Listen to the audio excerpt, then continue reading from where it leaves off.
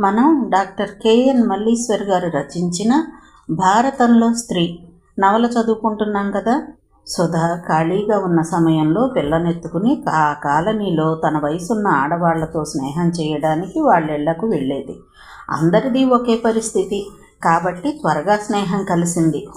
శ్రీరామ్ తెచ్చిన చీరల గురించో నగల గురించో తమ ఆస్తిపాస్తుల గురించో వాళ్ళ ఆరాలు తీయడం, తాను గర్వంగా సమాధానాలు చెప్పడం ఆనందంగా ఉండేది.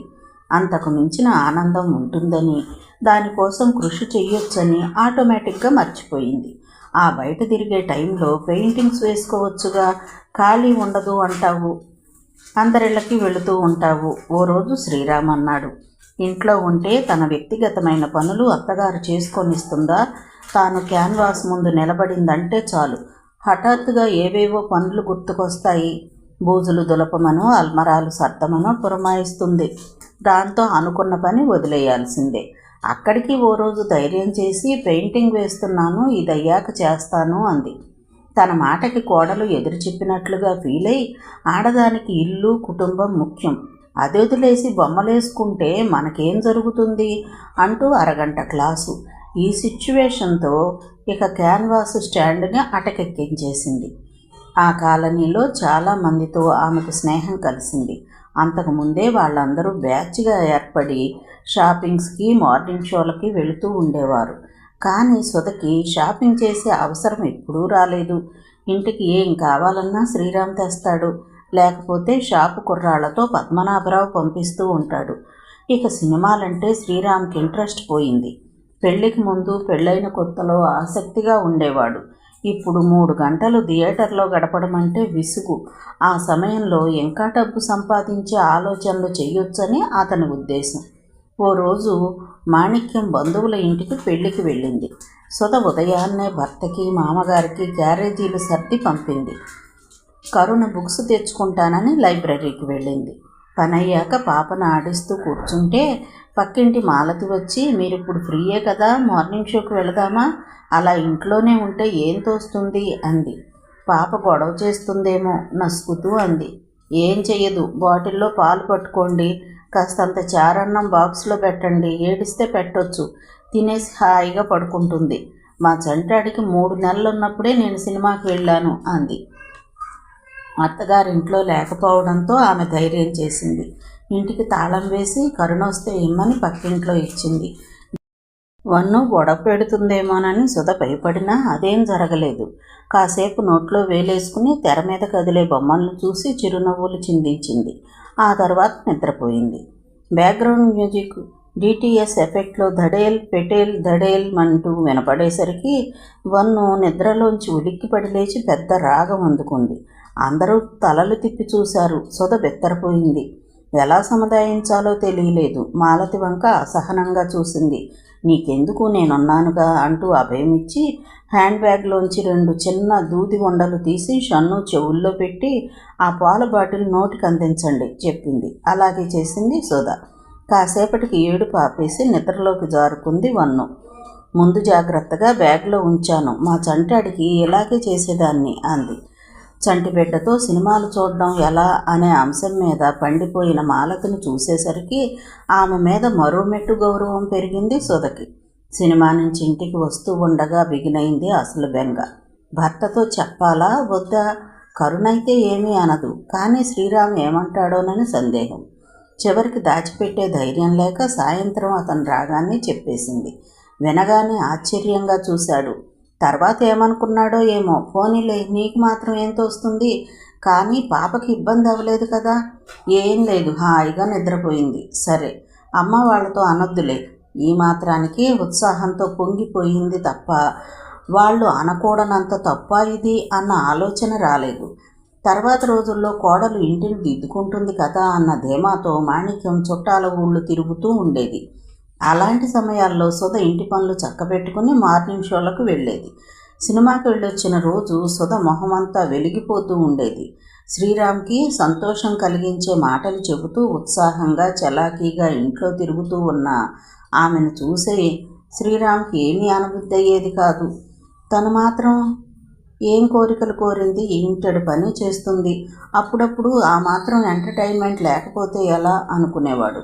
ఓసారి మాణిక్యం ఉండగా కూడా సినిమాకి వెళ్ళింది. వెళ్ళేటప్పుడు పర్మిషన్ అడిగితే సినిమానా? మరి పాప? ప్రశ్నార్థకంగా చూసింది. తీసుకునే వెళతాను. సినిమాకి పసిపిల్లనా? నలిగిపోతుంది అని మళ్ళీ సరే వెళ్ళు అంది. ఆ తర్వాత కూడా 2-3 సార్లు ఆవిడ ఉండగానే వెళ్ళింది. మాణిక్యానికి అది ఇష్టం లేదు. వద్దని డైరెక్ట్గా చెప్పలేదు. సుధకి ఎలాగైనా సినిమాల పిచ్చి, నవ్వుతూ అనేది. అయినా పట్టించుకోకపోతే సినిమా ఉంటే చాలు, మొగుడు కూతురు సంసారం అక్కర్లేదు అనేది. ఆ మాటలకు బాధపడి 2 నెలలు వెళ్ళడం మానేసింది. తర్వాత మామూలే, వారానికో సినిమా ఖచ్చితంగా చూసేది. పాపకి 1 సంవత్సరం దాటింది. పుట్టినరోజు పండగ చేశారు. సౌమ్య వాళ్ళ బాబు పుట్టినరోజు క్యాసెట్ పంపించింది. మనవణ్ణి చూసి మాణిక్యం దంపతులు మురిసిపోయారు. 2-3 నెలల్లో బాబుని తీసుకుని ఇండియా రావచ్చని సౌమ్య కూడా ఫోన్ చేసి చెప్పింది. ఆ రోజు కోసం అందరూ ఎదురు చూడసాగారు.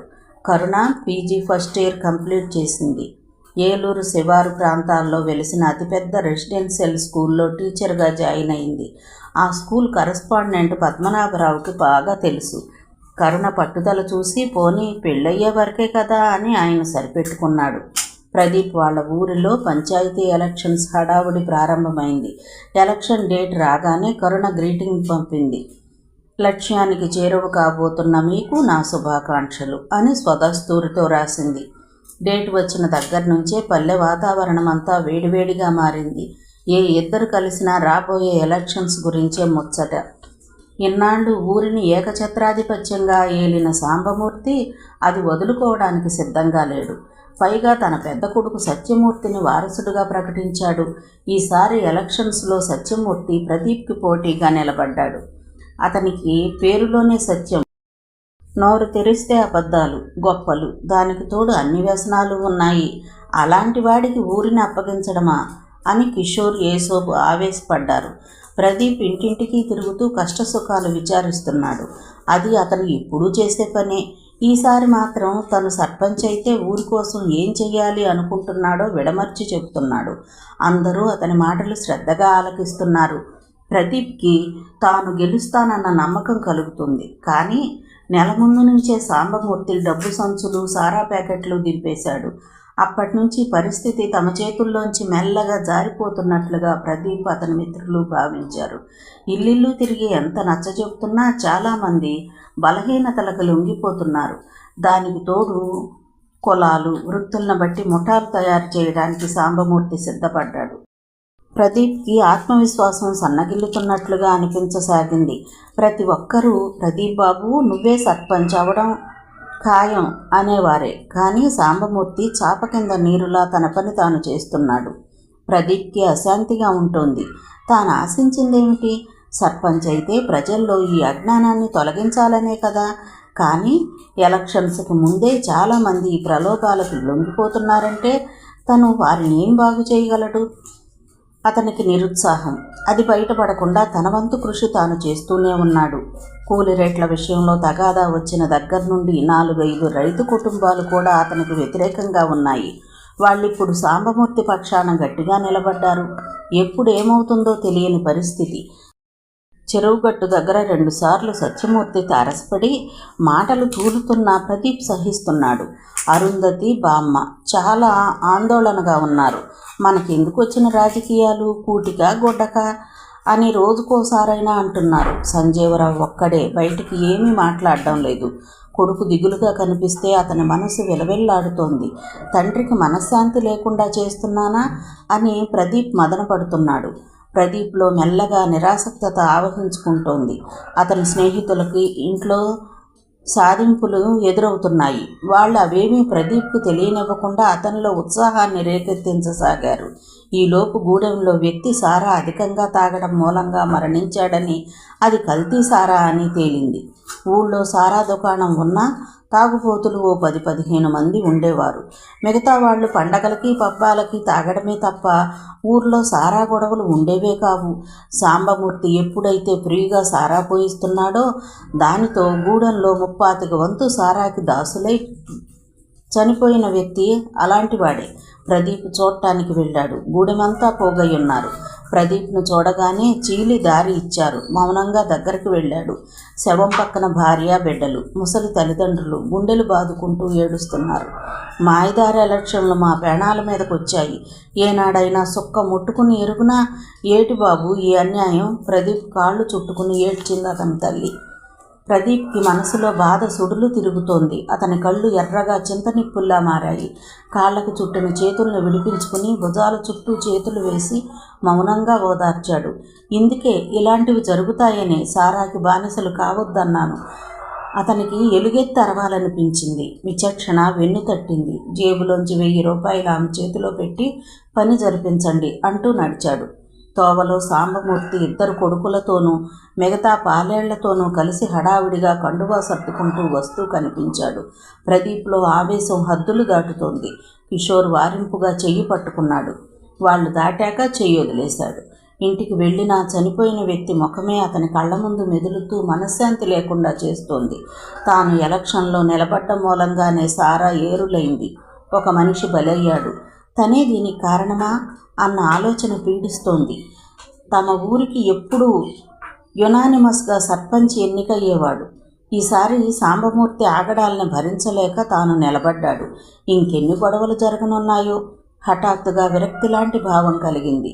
ఇప్పుడు తాను సర్పంచ్ అయ్యి ఎవరిని ఉద్ధరించాలి? ఎవరి కోసం కష్టపడాలనుకుంటున్నాడో వాళ్లే తమ గోతులు తామే తవ్వుకుంటున్నప్పుడు ఎందుకు ఈ వృధా ప్రయాస? అతనికి తెలియకుండానే నెగిటివ్ థాట్స్లోకి జారిపోతున్నాడు. రాత్రంతా అవే ఆలోచనలు. తెల్లారి లేచాక అవన్నీ గుర్తొచ్చి ఎంత బలహీనంగా మారిపోతున్నానేమిటి అని దిగులు పడ్డాడు. వెంటనే కరుణను చూడాలని, తన టెన్షన్స్ అన్నీ చెప్పి ఆమె సలహా పొందాలని అనిపించింది. అనుకున్నదే తడవుగా స్కూటర్ వేసుకుని ప్రయాణమయ్యాడు. వెళ్ళేసరికి మాణిక్యం టీవీ చూస్తోంది. కరుణ అప్పుడే స్కూలుకు బయలుదేరుతోంది. మాణిక్యం ప్రదీప్ను పలకరించి, మీ అక్క లోపలుంది బాబు అంది. అతను లోపలికి వెళుతూనే ఎవ్వరికీ వినపడకుండా కరుణతో, నేను నీతో మాట్లాడాలి, సెలవు పెట్టు అన్నాడు. రెడీ అయిపోయాను, అమ్మేమంటుందో, ప్లీజ్ ఏం చేస్తావో తెలీదు, సెలవు పెట్టు అంటూ ఉండగానే మాణిక్యం లోపలికొచ్చి, బాబు నన్ను కాస్తంత అమీనాపేటలో దింపుతావు? మా వదిన రోజు రమ్మని గొడవ పెడుతోంది. కారేమో మీ మామయ్య గారు తీసుకెళ్లారు అంది. సరేనండి మీరు రండి అన్నాడు. దింపేసి వచ్చేసరికి సుధ ఇంట్లో లేదు. ఎక్కడికి వెళ్ళింది? ప్రదీప్ ఆశ్చర్యంగా అడిగాడు. ఎదురింటి ఆవిడతో కలిసి మార్నింగ్ షోకి వెళ్ళారు. అతని ముఖం విప్పారింది. మనం ఏకాంతం కోసమా? దగ్గరికి వెళ్ళి చుట్టేస్తూ అన్నాడు. కరుణ ఎందుకో చాలా దిగులుగా ఉంది. జనరల్గా ఒక మగవాడి నోటి వెంట ఇలాంటి మాటలు వస్తే మిగతా వాళ్ళు ఎలా రియాక్ట్ అవుతారో కానీ అతను మనిషే అన్న ఆలోచన కలిగిన కరుణ మాత్రం ఆశ్చర్యపోలేదు. ఏమైంది దీపు అంది. నేను ఎలక్షన్స్లో నిలబడి తప్పు చేస్తున్నానేమో అన్న ఫీలింగ్ వచ్చింది. అందులో తప్పేముంది? ఊళ్ళో ఎప్పుడూ ఒకటే పార్టీ, సాంబమూర్తే గెలుస్తూ వస్తున్నాడు. ఇప్పుడు నేను నిలబడ్డాను. ఏ పార్టీ కింద నేను లేను. కానీ ఊరు నిలువునా చీలిపోతోంది. ఎక్కడ చూసినా సారానే. దానికి ఓ మనిషి చచ్చిపోయాడు. ఎంత చేసి నేను సాధించేదేమిటి? ఓ నిండు ప్రాణాన్ని పోగొట్టుకోవడం తప్ప. చాలా అశాంతిగా ఉంది అతని కంఠస్వరం. ఏం జరుగుతోంది దీపు? నాకు వివరంగా చెప్పు. జరిగినదంతా చెప్పుకొచ్చాడు. మధ్య మధ్య అనుమానాలు వచ్చినవి అడుగుతూ అంతా ఆలకించింది. వ్యవసాయ కూలీలు, ముఖ్యంగా ఆడకూలీలు నన్ను సపోర్ట్ చేస్తున్నారు. చూసావా, ఒక్క మంచి పనికే ఎంత అభిమానిస్తున్నారంటే అది వృధా పోదు. నిరుత్సాహపడొద్దు. కిషోర్, రవి, ఏసోబు నీకోసం ఏమైనా చేస్తారని నువ్వే అన్నావు.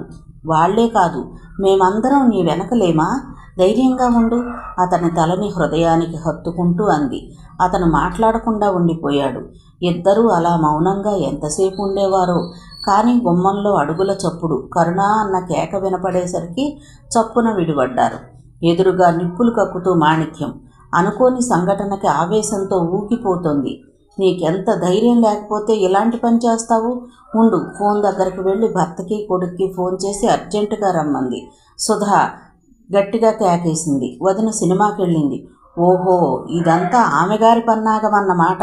ఈ రకంగానైనా అత్తింటి సొమ్ముని పుట్టింటికి చేర్చాలని చూస్తుందేమో. రాని చెప్తాను. హాల్లో పచార్లు ప్రారంభించింది. ప్రదీప్ నువ్వు వెళ్ళు, కరుణ అంది. మాణిక్యం గుమ్మానికి అడ్డుగా నిలబడి, ఎక్కడికెళ్తావు, నీ బండారం అంతా బయటపడని. అతను అసహాయంగా నిలబడిపోయాడు. అమ్మ, నేను మాట్లాడతాను, తనని వెళ్ళని. ఏంటే నువ్వు మాట్లాడేది? చిన్నపిల్లని చేసి ఏం మాయ చేశాడు? తాడే పామై కరవడం అంటారు, ఇదే కాబోలు. అరగంట వరకు ఆపకుండా తిడుతూనే ఉంది. తండ్రి కొడుకులిద్దరూ హడావిడిగా కారు దిగారు. ఏమైంది మాణిక్యం? ఎందుకిలా చెమటలు పట్టాయి? ముందిలా కూర్చో. పద్మనాభరావు కంగారు పడ్డాడు. తాను చూసింది వైనాలుగా వర్ణించి చెప్పింది. శ్రీరామ్ తోక తొక్కిన తాచులా లేచాడు.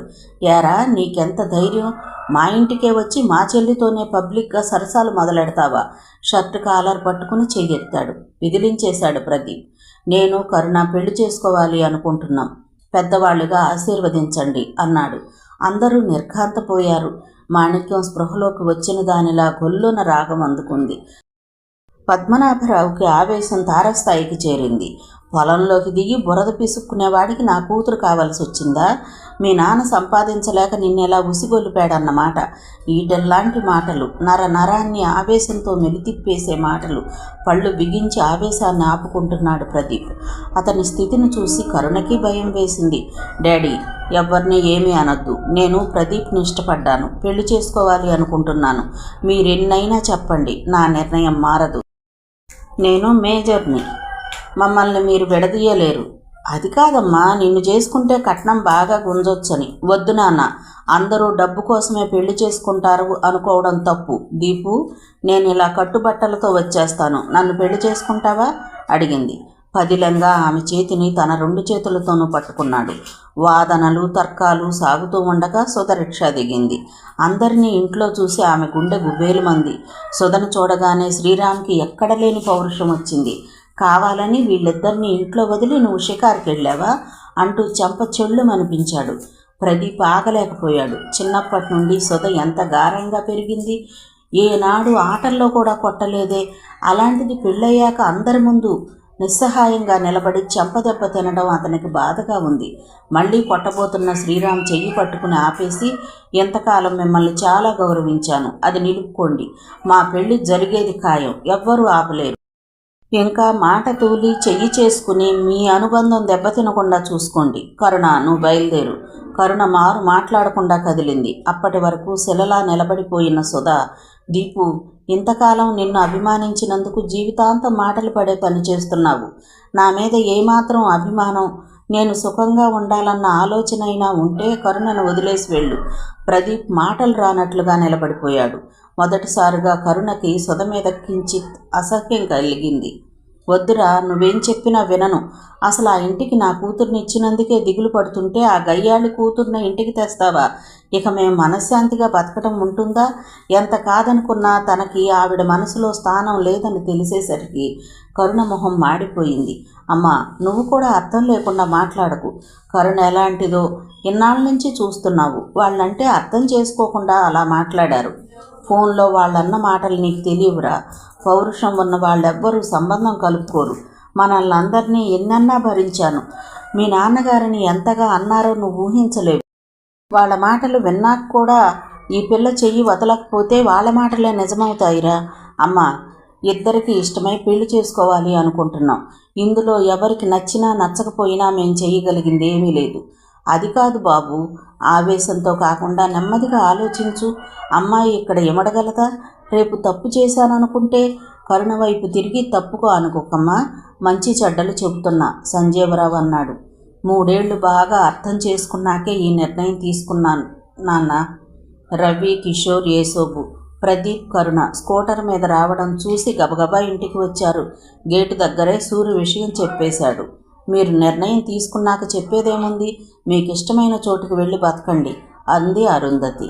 అయ్యో, అదేంటే ఆ మాటలు? వాళ్ళేదో అన్నారని పిల్లాడిని ఇంటి నుంచి పొమ్మంటావా? వాడెందుకు పోవాలి? హక్కుదారుడు. ఆ అవసరం వస్తే మీరే వెళ్ళండి. నా మనవడు ఇక్కడే ఉంటాడు. అంతా విని కూడా మీరెలా అంటారేంటి? వాళ్ళని ఇంట్లోకి రానిస్తే అంతా మీ పథకమే అనుకోవలసి వస్తుందని వాళ్ళు అన్నారా లేదా? ఇదన్నమాట విషయం. ప్రదీప్, కరుణ నివ్వెరపోయారు. ఇంటికి వచ్చిన ఆడపిల్లను వాకిట్లో నుంచోబెట్టి మాట్లాడకూడని మాటలు మాట్లాడుతున్నారు. యేసోబు, ఓ 4 మనుషుల్ని మాట్లాడి పొలంలో 4 తాళ్ళు నరికించు పెద్దయ్య. మీ దర్శనం దొడ్డి ఖాళీయే కదా, అక్కడ ఇల్లేసేస్తాం.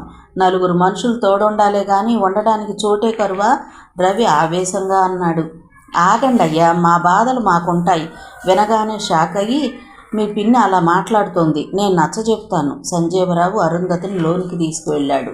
అందరూ వరండాలో కూలబడి కబుర్లు మొదలుపెట్టారు. కాసేపు అయ్యాక బామ్మ ఉత్సాహంగా బయటకు వచ్చి, పదండి లోపలికి అంది. అందరూ పోలోమని లోపలికి ప్రవేశించారు. మామ, కోడలొచ్చింది, స్వీట్ ఇవ్వండి, కిషోర్ ఉత్సాహంగా అన్నాడు.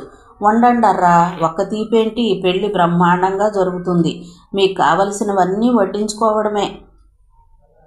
బాగానే ఉంది సంబడం. ఎవరు చేయిస్తారు పెళ్ళి?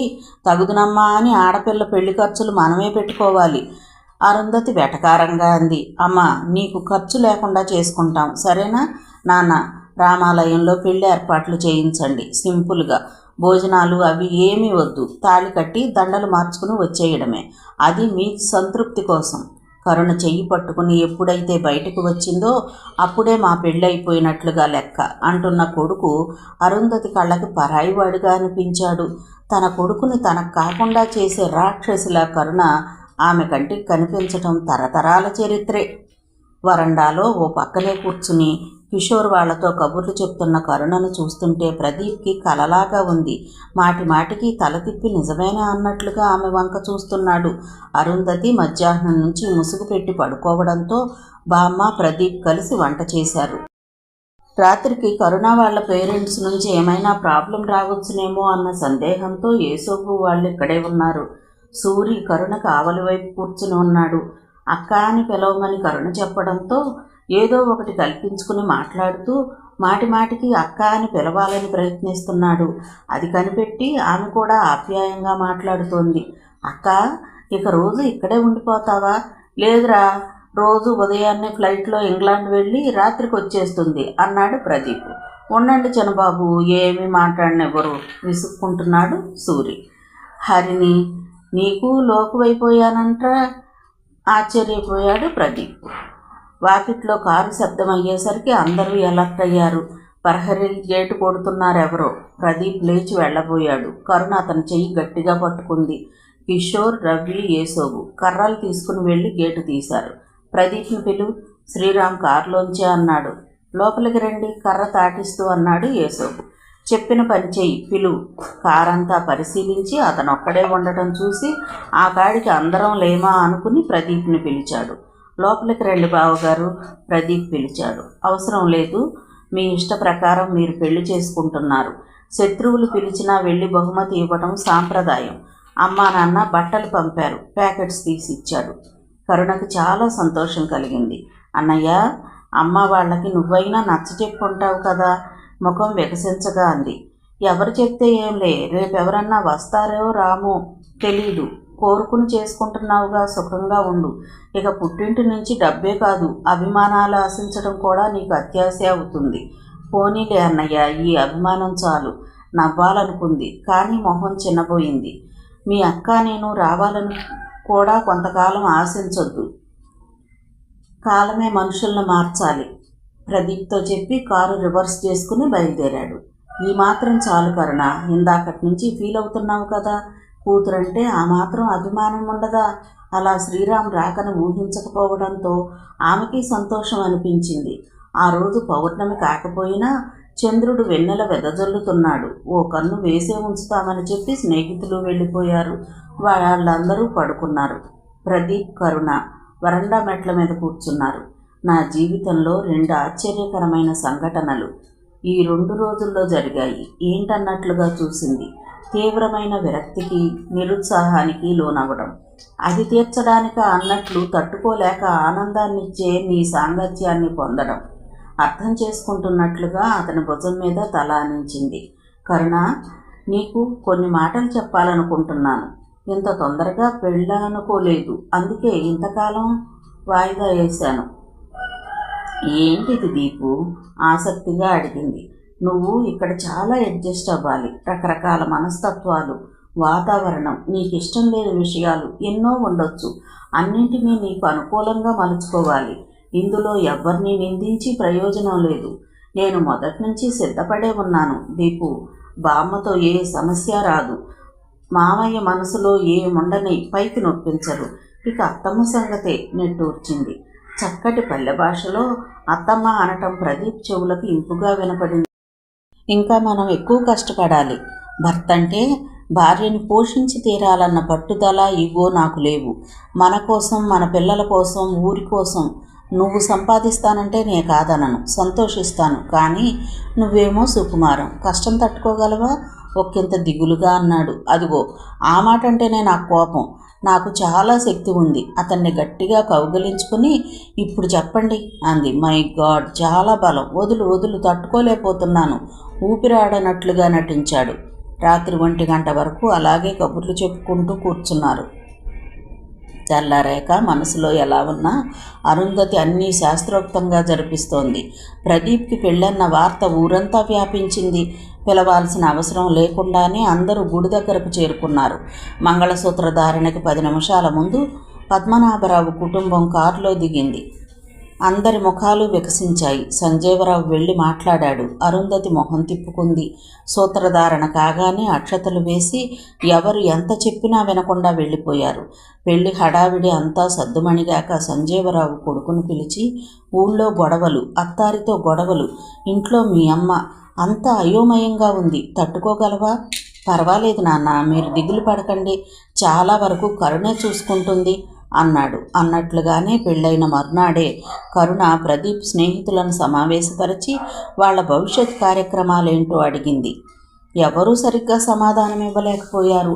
ముందు ఎలక్షన్స్ అవ్వాలి కరుణ, ఆ తర్వాతే మిగతా ఆలోచనలు ప్రదీప్ అన్నాడు. సరే అయితే నేను కూడా క్యాన్వాస్ చేస్తాను అని కరుణ అనగానే ముందు ఆశ్చర్యపోయినా ఆ తర్వాత ఆనందంతో కేరింతలు కొట్టారు. ఆ మర్నాటి నుంచే కరుణ ప్రచారం మొదలుపెట్టింది. ఆ రోజు ఊరంతా పండగ వాతావరణం నెలకొంది. ప్రదీప్ని ట్రాక్టర్ మీద ఊరంతా ఊరేగించారు. ఆనందంతో నిండిన అతని ముఖాన్ని తన ఇంటి గుమ్మంలో నిలబడి తనివితేరా చూసుకుంది కరుణ. సర్పంచ్గా ప్రమాణ స్వీకారం చేసిన రోజు నుంచే ప్రదీప్ పనిలో పడిపోయాడు. నీటి పంపుల బిల్లు బకాయిలు, ఇంటి పన్ను బకాయిలు ఎంత ఉన్నాయి, వసూలైన వాటిలో వేటి కోసం ఎంత ఖర్చు అయ్యాయి, ఊళ్ళో ఉన్న చెరువులు 2 చేపల కోసం ఎవరు పాడారు, ఊరి చివర ఎండిపోయిన చెరువులో ఇసుక తోలకం ఎవరు తీసుకున్నారు, అసలు ఊరికి ఆదాయం ఎంత, ఖర్చు ఎంత అని ఆరా తీశాడు. దొరికిన వివరాల ప్రకారం సాంబమూర్తి 2 లక్షల వరకు కట్టవలసిందిగా తేలాడు. ఇవి కాక అనధికారికంగా అతను సంపాదించిన దానికి లెక్కే లేదు. రికవరీ కోసం ప్రదీప్ లాయర్ని సంప్రదించాడు. బలహీన వర్గాల కోసం ఇళ్ళు, బంజరు భూములు ఎప్పుడు శాంక్షన్ అవుతాయో కనుక్కుని నిజమైన లబ్ధిదారులను ఎంపిక చేశాడు. అలాగే డ్వాక్రా గ్రూపులు ఏర్పాటు కావడానికి సాయం చేస్తున్నాడు. ప్రభుత్వ పథకాలు తమ గ్రామానికి కేటాయించిన వాటిని గ్రామస్తులకు వివరించి సరిగ్గా అమలు చేసి బాగుపడతారు అనుకున్న వాళ్ళకి ఇప్పిస్తున్నాడు. ఈ పథకం కిందే రవి, కిషోరు, ఏసోబు రైస్ మిల్లు పెట్టుకున్నారు. ఓ రోజు ఖాళీ సమయం చూసుకుని ప్రదీప్ కరుణ పక్కన చేరి, నీకేదో లక్ష్యం ఉందన్నావు, అదేంటో చెప్పు అని అడిగాడు.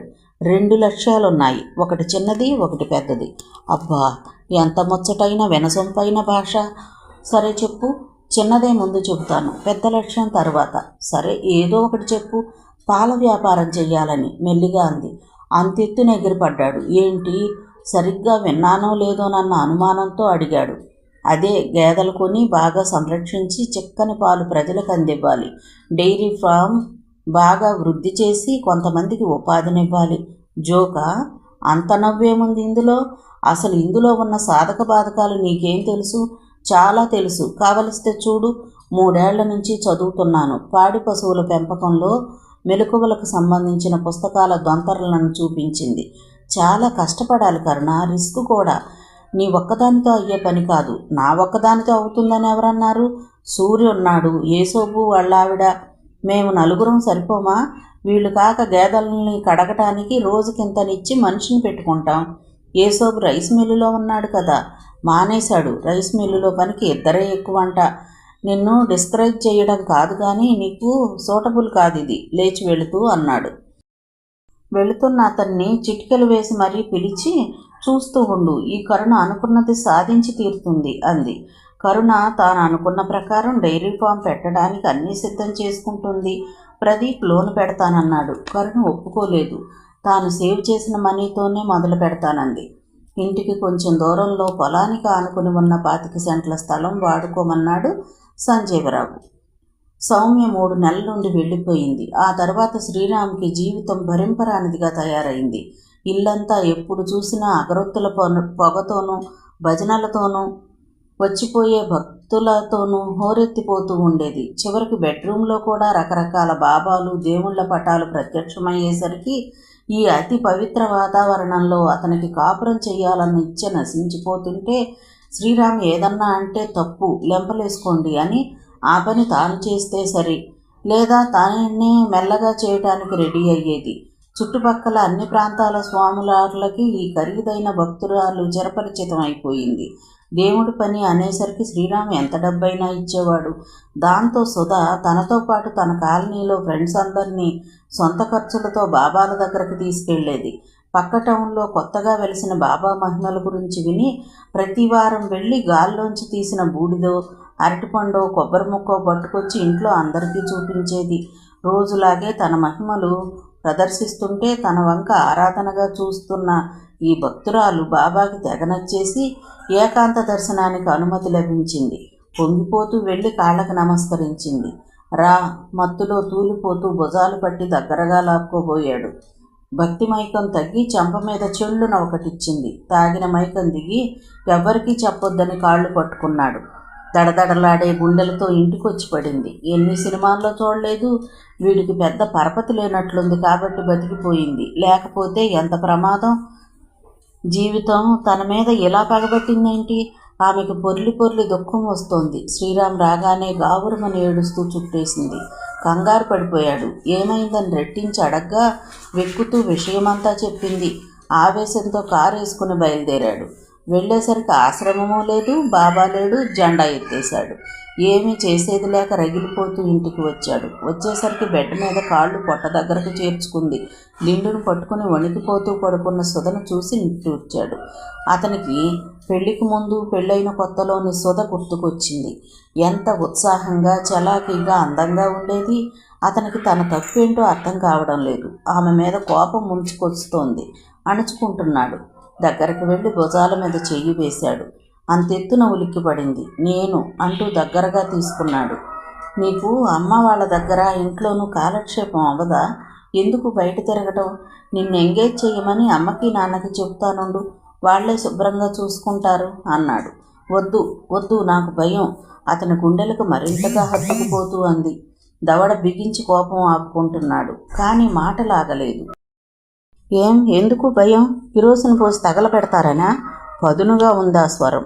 షాక్ అయినట్లుగా చూసి అతన్ని విదిలించేసి దూరంగా జరిగింది. అదే హింస? అలా చేసినా బాగుండును, కానీ ఇక్కడ క్షణక్షణం హింసే. నా మనసును చంపేస్తున్నారు. ఇలాగైతే పిచ్చిదాన్ని అయిపోతాను. ఒకేసారి చంపేయండి ప్లీజ్, మీకు పుణ్యం ఉంటుంది. ఎంతకాలం మీ మీద ఆశతో బతికాను. చివరికి మీరు కూడా అంతే. చంపేయండి. గట్టిగా అరుస్తూ గిలగిలా కొట్టుకోసాగింది. నోట్లోంచి నొరగ. అరుపులు విని మాణిక్యం, పద్మనాభరావు పరిగెత్తుకొచ్చారు. నాన్న ఫిట్స్ అనుకుంటా బేలగా అన్నాడు శ్రీరామ్. కంగారు పడకు, నేను కారు తీస్తాను, అమ్మాయిని తీసుకురా. పద్మనాభరావు వడివడిగా నడిచాడు. ఇదేం కర్మరా, నేను గమనిస్తూనే ఉన్నాను. దీనికి వేరు కాపురం పెట్టించాలని ఉంది, అందుకే ఈ పన్నాగాలు. దాని మాటలు విన్నావేరా ఎలా అంటుందో? సమయం సందర్భం లేకుండా పెద్ద గొంతుతో అరుస్తున్న తల్లి మీద పెద్ద ఎత్తున కోపం వచ్చింది. నీ సాధింపులకు అర్థం లేదా? ఓ పక్క తనకిలా అయ్యి కంగారు పడుతుంటే అంటూనే 2 చేతులతోనూ ఎత్తుకుని తీసుకొని కారులో పడుకోబెట్టాడు. డాక్టర్ టెస్ట్ చేసి హిస్టీరియా లక్షణాలు ఉన్నాయని తేల్చాడు. టెన్షన్ లేకుండా మనసు ప్రశాంతంగా ఉండాలని కొన్నాళ్ల పాటు ఊళ్ళు తిరిగి రమ్మని చెప్పాడు. ఏం చేద్దావు నాన్న? కారులో తిరిగి వచ్చేటప్పుడు అన్నాడు శ్రీరామ్. ఎలా కుదురుతుందిరా? నాకు ఒంట్లో బాగోకే కదా ఇంట్లో ఉంటున్నాను. నువ్వు ఊళ్ళు వెళితే అవన్నీ ఎవరు చూస్తారు? పనాళ్ల మీద ఎలా వదిలేస్తాం అన్నాడు. ఆ సమాధానం రుచించలేదు అతనికి. మొహం చిట్లించుకుని ఉండిపోయాడు తప్ప ఎదురు మాట్లాడలేదు. తర్వాత 2-3 సార్లు ఆ ప్రస్తావన వచ్చినా తండ్రి ఒప్పుకోలేదు. వారం రోజుల తర్వాత సుధకు మళ్ళీ ఫిట్స్ వచ్చేసరికి అతను చాలా బాధపడ్డాడు. తల్లిదండ్రులు సుధని నిర్లక్ష్యం చేస్తున్నట్లు గమనించి ఓ నిశ్చయానికి వచ్చాడు. ఓ రోజు రాత్రి, సుధా, నువ్వు మీ వాళ్ళ ఇంటికి వెళతావా అడిగాడు. నమ్మలేనట్లుగా ఆశ్చర్యంగా చూసింది. నీకిష్టమైన నాళ్ళు సరదాగా అక్కడే ఉండు. ఆదివారాలు నేను వస్తూ ఉంటాను.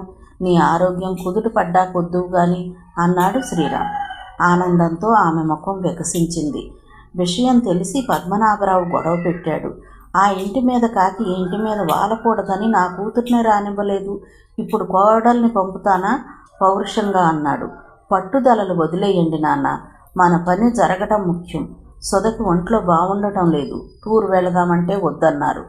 తనని పుట్టింటికైనా వెళ్ళనివ్వండి, ఇక్కడ రెస్ట్ తీసుకోవచ్చు కదరా. నలుగురు మనుషులకి ఏమంత పని?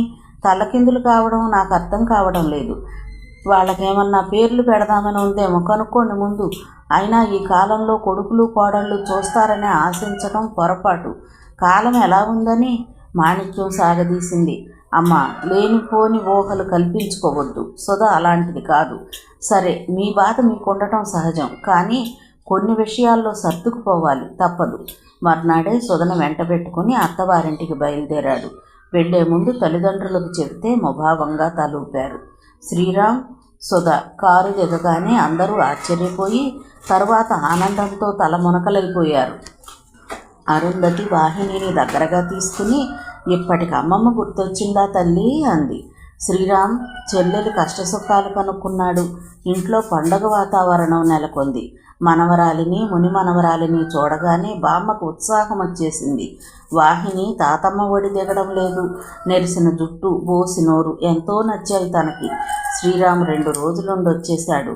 ఆ తర్వాత ఎవరి పనుల్లో వాళ్ళు పడిపోయారు.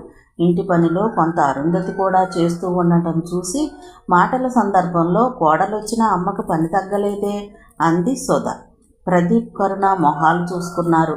మీ అమ్మే కాదమ్మా, మీ మా అమ్మ, మీ మరదలు, మేమందరం కష్టపడుతూనే ఉన్నాం. అదేం తప్పు కాదమ్మా. అది కాదు నాన్న, ఈ వయసులో అమ్మకి రెస్ట్ అవసరం కదా. ఏమంత వయసమ్మా, ఇంకా 50వ ఒడిలోనే పడలేదు. మీ నాన్నకి నేను చచ్చేదాకా పనులు చేయమనే ఉంటుంది. చచ్చాక నా పాట నన్నే మోసుకోమంటారు కాబోలు అంది అరుంధతి. ఏంటమ్మా ఆ మాటలు? ప్రదీప్ విసుక్కున్నాడు. 4-5 రోజుల్లోనే అరుంధతికి కరుణ పద్ధతులు నచ్చటం లేదని గమనించింది సుధ. కరుణ మొదటి నుంచి అంతేనమ్మా, కొంచెం మొండితనం ఎక్కువ. నువ్వే ఓర్చుకో. తనకు తెలియకుండానే ఆడపడుచు పాత్ర పోషిస్తుంది సుధ. ఇప్పటి వరకు నోరు మూసుకుని పడున్నాను. మీ తమ్ముడు దాని పొంగట్టుకుని వదలడు. దాని మాటే వేదవాక్కు. ఎంత పొగరు లేకపోతే ఎవరి పనులు వాళ్లే చేసుకోవాలట. అక్కడ పొల్ల తీసి ఇక్కడ పెట్టదు. ఎప్పుడో ఉదయం హడావుడిగా వంటగదిలోకి వచ్చి తనకు తోచిందేదో వండేసిపోతుంది. నోటికి రుచిగా 2-3 కూరలు చేయమని అడుగుతానా? నాకు టైం లేదు, ఖాళీగా ఉన్నప్పుడు చేస్తానులేండి. నా టైంని బట్టి త్వరగా అయ్యే కూరలే చేస్తానని చెప్తుంది. పైగా బొటమిన్లో ఒట్టి గడ్డి. వంట చేసిందంటే నోట పెట్టలేం. మీ తమ్ముడు మాత్రం ఎంత బాగుందో అంటూ మురిసిపోతూ తింటాడు. పెళ్ళాం బెల్లం కదా. సుధ విస్తుపోతూ వింది. అయ్యో, ఇన్ని బాధలు పడుతున్నావు అనుకోలేదమ్మా. కరుణ మంచి పిల్ల కదమ్మా, అందరినీ అర్థం చేసుకుని సహాయం చేస్తుంది కదా అనుకున్నాను. ఏం చెప్పమంటావు నా బాధలు? ముక్కు చీదింది.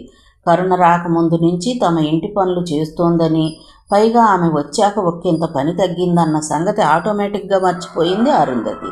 సుధకి హఠాత్తుగా పెద్దరికం, ఆడపడుచు హోదా ఆవహించేసింది.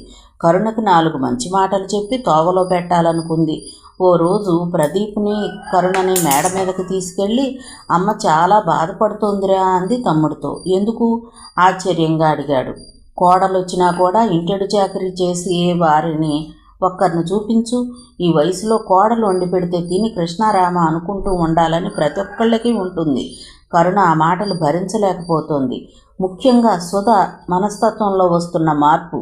వదినా, మీరు ఇలా మాట్లాడడం బాగుండలేదు. మీరు కోడలే, ప్రాబ్లమ్స్ ఫేస్ చేస్తున్నవారే.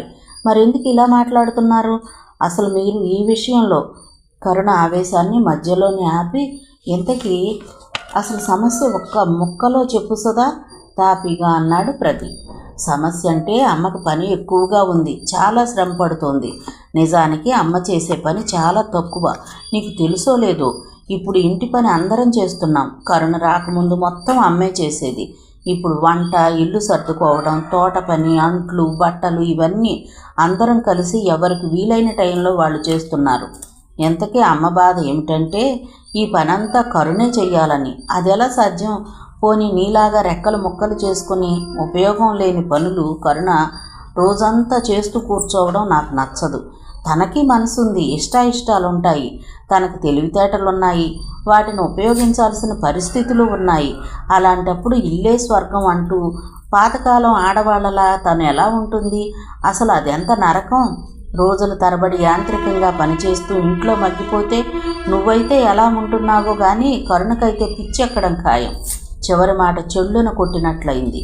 పిచ్చెక్కడం ఖాయం. నిజమే, తను అంతేనేమో. ఫిట్స్ రావడం, ట్రీట్మెంట్ అన్నీ గుర్తొచ్చాయి. కళ్ళలోంచి కన్నీరు ధారాపాతంగా బయటకు దూకబోయాయి. అంతలోనే గుర్తొచ్చింది, ఈ ఏడుపులు టెన్షన్స్తోనే తాను కంట్రోల్ తప్పుతోంది.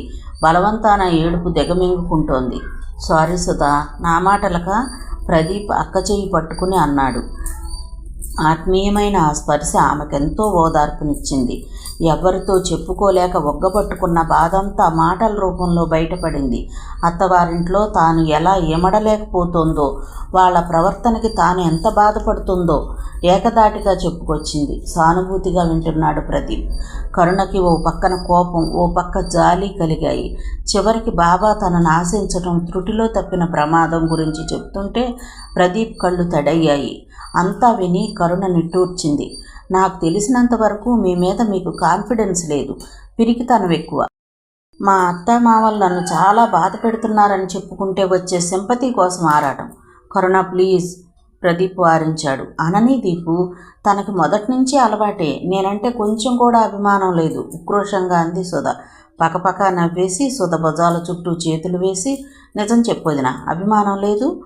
లేకపోతే ఎంతసేపు మీరు చెప్పే స్టోరీ వింటూ కన్నీరు కారుస్తూ చూడొదినా, ఎంతసేపు ఉంటే మీ తమ్ముడు 2 సముద్రాల నీరు పొంగించేసేవాడు. నీకంతా నవ్వులాటగా ఉంది. మరేంటి చెప్పండి? ఎవరికైనా మనసుకి కష్టం కలిగిస్తే వాటి నుంచి తప్పించుకునే మార్గం ఆలోచించాలి కానీ వాళ్ళని తిట్టుకుంటూ మన మీద మనమే జాలి పడితే ఏమన్నా ఉపయోగం ఉందా? అంటూ లేచి మంచం మీద చేతులు వెనక్కాంచి కూర్చుని ఆకాశం వంక చూస్తూ ఆలోచిస్తుంటే ఇప్పుడు అనిపిస్తుంది, ఈ సింపతి అన్నదాన్ని బేస్ చేసుకోవడం మూలంగా కొన్ని రిలేషన్స్ దారుణంగా దెబ్బతింటున్నాయి. అయితే నేను సింపతి కోసం అన్నీ భరిస్తున్నానా? కాకపోతే మరేంటి చెప్పండి? నేను వాళ్ళ మాటకి ఎదురు చెప్తే సుధ మాటని మధ్యలోనే ఆపింది. ఎదురు చెప్పడం ఎందుకు అంది. అదే నా ఇష్టం, వాళ్ళకి నచ్చకపోతే అది చెయ్యొద్దు అంటారు. అయినా మొండికెత్తి చేస్తే బాధపడతారు. సంసారంలో కలతలు వస్తాయి. ఎవ్వరికీ మనశ్శాంతి ఉండదు. ఓహో, అందరికీ మనశ్శాంతి కలగజేయడమే మీ ధ్యేయమా? నవ్వాపుకుంటూ అంది. అంటే అంది సుధ. అంటే త్యాగమయ్య అన్నమాట. అందరి కోసం మీరు సుఖాన్ని త్యాగం చేయడం. అసలు ముందు మనని మనం గౌరవించుకోకుండా, మన ఆనందాన్ని మనం సృష్టించుకోకుండా ఇంకొకరి కోసం ఏదో చేయగలను అనుకోవడం భ్రమ. అప్పటి వరకు కామ్గా ఉన్న ప్రదీప్ నోరు విప్పాడు.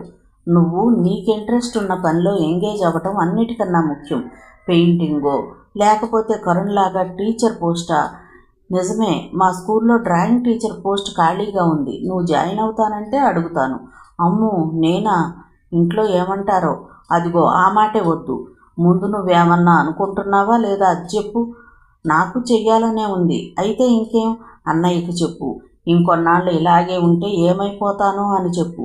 ఆ తర్వాత వారానికి శ్రీరామ్ వచ్చేసరికి సుధ హుషారుగా ఉంది, నీట్గా తయారై ఉంది.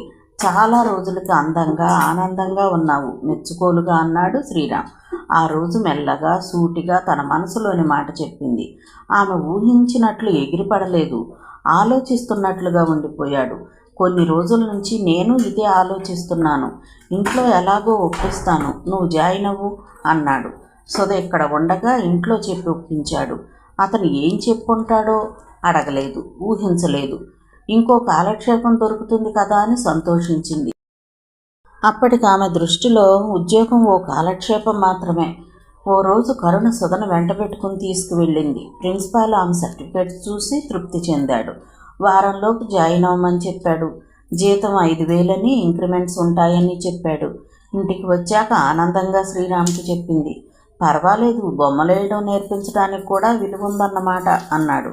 మరేంటనుకున్నారు? నవ్వేసింది. 2 రోజుల్లో జాయిన్ అవుతుందనగా వాహినిని ఎవరు చూస్తారన్న సమస్య వచ్చింది. మీ అమ్మకి ఈ క్షణం బాగుంటే ఇంకో క్షణం బాగోదు. అయినా ఈ వయసులో పిల్లని చూసుకోవడం అంటే మాటలా? పద్మనాభరావు అన్నాడు. ఫ్రీ స్కూల్లో వేద్దామండి. నెక్స్ట్ ఇయర్ ఎలాగూ ఎల్కేజీకి నాతో పాటే స్కూల్కి వస్తుంది కదా, సుధ ధైర్యం చేసి చెప్పింది. ఎందుకమ్మా మళ్ళీ మాకు మాటలు? ఇంట్లో నానమ్మ ఉండి పిల్లను అక్కడా ఇక్కడ పెట్టారన్న మాట కోసం. నా ఉద్దేశం అది కాదు. వన్ను కూడా చుట్టుపక్కల ఆడుకునే పిల్లలు లేరు, అక్కడైతే బాగుంటుందని. సరే ముందు జాయిన్ చేద్దాం, వెళ్ళిన రోజు వెళ్తుంది, లేకపోతే అమ్మ చూసుకుంటుంది తేల్చేశాడు శ్రీరామ్. ఓ రోజు ప్రదీప్ పొలం బయలుదేరుతూ ఉండగా ఇంటి ముందు లారీ ఆగింది. దాని నిండా కొబ్బరి, మామిడి, బత్తాయి, జామ ఇత్యాది పళ్ళ మొక్కలున్నాయి. ప్రదీప్ ఆశ్చర్యంగా చూస్తున్నాడు.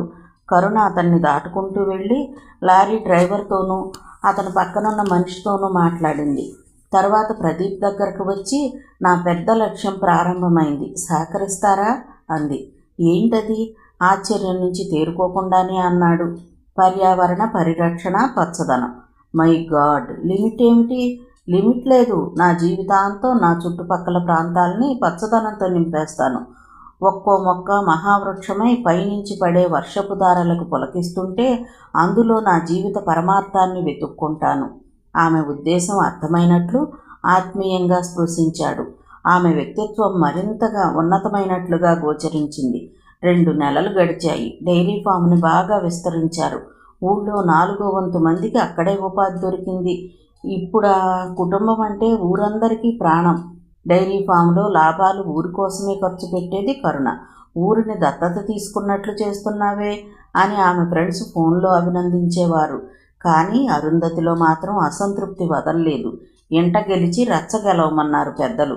ఇంట్లో వండి వార్చి ఇల్లు దిద్దుకునే వాళ్ళు ఉంటే నేను చేస్తా వ్యాపారాలు అనేది. పోనీ నువ్వు చెయ్యకమ్మా, ఇంట్లో ఇంతమంది ఉన్నాం, మేము చేస్తామని ప్రదీప్ అంటే, యారా నేను ఆడదాన్ని కాదా? ఆడపుట్టకు పుట్టి ఇంటి పని నేను చేయక మగాళ్ళ మీద పొదులుతానా? ఎవరికున్నా లేకపోయినా నాకు ఆ జ్ఞానం ఉందిరా అని విసురులు విసిరేది. కరుణ అక్కడే ఉండి సూటిగా ఆవిడ వంక చూస్తూ మాట్లాడేటప్పుడు ఆవిడ మూతి తిప్పేది. అది చూసి నవ్వుకునేది. నేను ఎంతగా మాట్లాడుతుంటే నవ్వుకుతుందేమిటో పిచ్చి మేళం అని గొనుక్కునేది. ఇలాంటి మాటలకు నేను అస్సలు విలువ ఇవ్వనని అత్తమ్మకి తెలియదు. పడేది కరుణ. నెమ్మదిగా అరుంధతికి అనుమానం బలపడింది. అదేమిటంటే ఉద్యోగాలు వ్యాపారాలు చెయ్యాలంటే కష్టపడక్కర్లేదని, ఇంట్లో పనే చాలా కష్టమని, అందుకే కరుణ టింగు రంగామని బయట తిరుగుతూ ఇంటి పని ఎగ్గొడుతోందని. పైపెచ్చు ఆ పిల్లకి ఇల్లు దిద్దుకునే తీరు ఉందో లేదో, రేపు నేను చస్తే మగాళ్ళని ముసల్దాన్ని ఎవరు చూస్తారన్న బెంగ పట్టుకుంది. అందుకే రోజు కొడుకు దగ్గర భర్త దగ్గర కరుణకి పని చేయడం నేర్చుకోమని చెప్పమని పోరుతుండేది. నీకు రాను రాను చేదస్తం పెరుగుతోంది, కరుణకు పని చేతకాకపోవడం ఏంటి అని ప్రదీప్ విసుక్కునేవాడు. కరుణ ఇంట్లో ఉండే సమయమే తక్కువ. దానికి తోడు ఆ సమయంలో అరుంధతి ఎత్తి పొడుపులు దిప్పడం చేస్తుండేది. చూసి ఓ రోజు మెల్లగానే, అత్తమ్మా మనం కలిసి ఉండే సమయమే తక్కువ, ఆ కాసేపట్లో ఏదన్నా సరదాగా మాట్లాడుకోకుండా ఎందుకు ఇలా చెప్పండి? మీకు నాకు ఇద్దరికీ మనశ్శాంతి ఉండదు. అనమ్మా అను, నీకు మనశ్శాంతి లేకుండా చేస్తున్నాను కదూ, సాధించిపోస్తున్నావు. అవునమ్మా, కోడలి కింద కదా చేస్తున్నాను.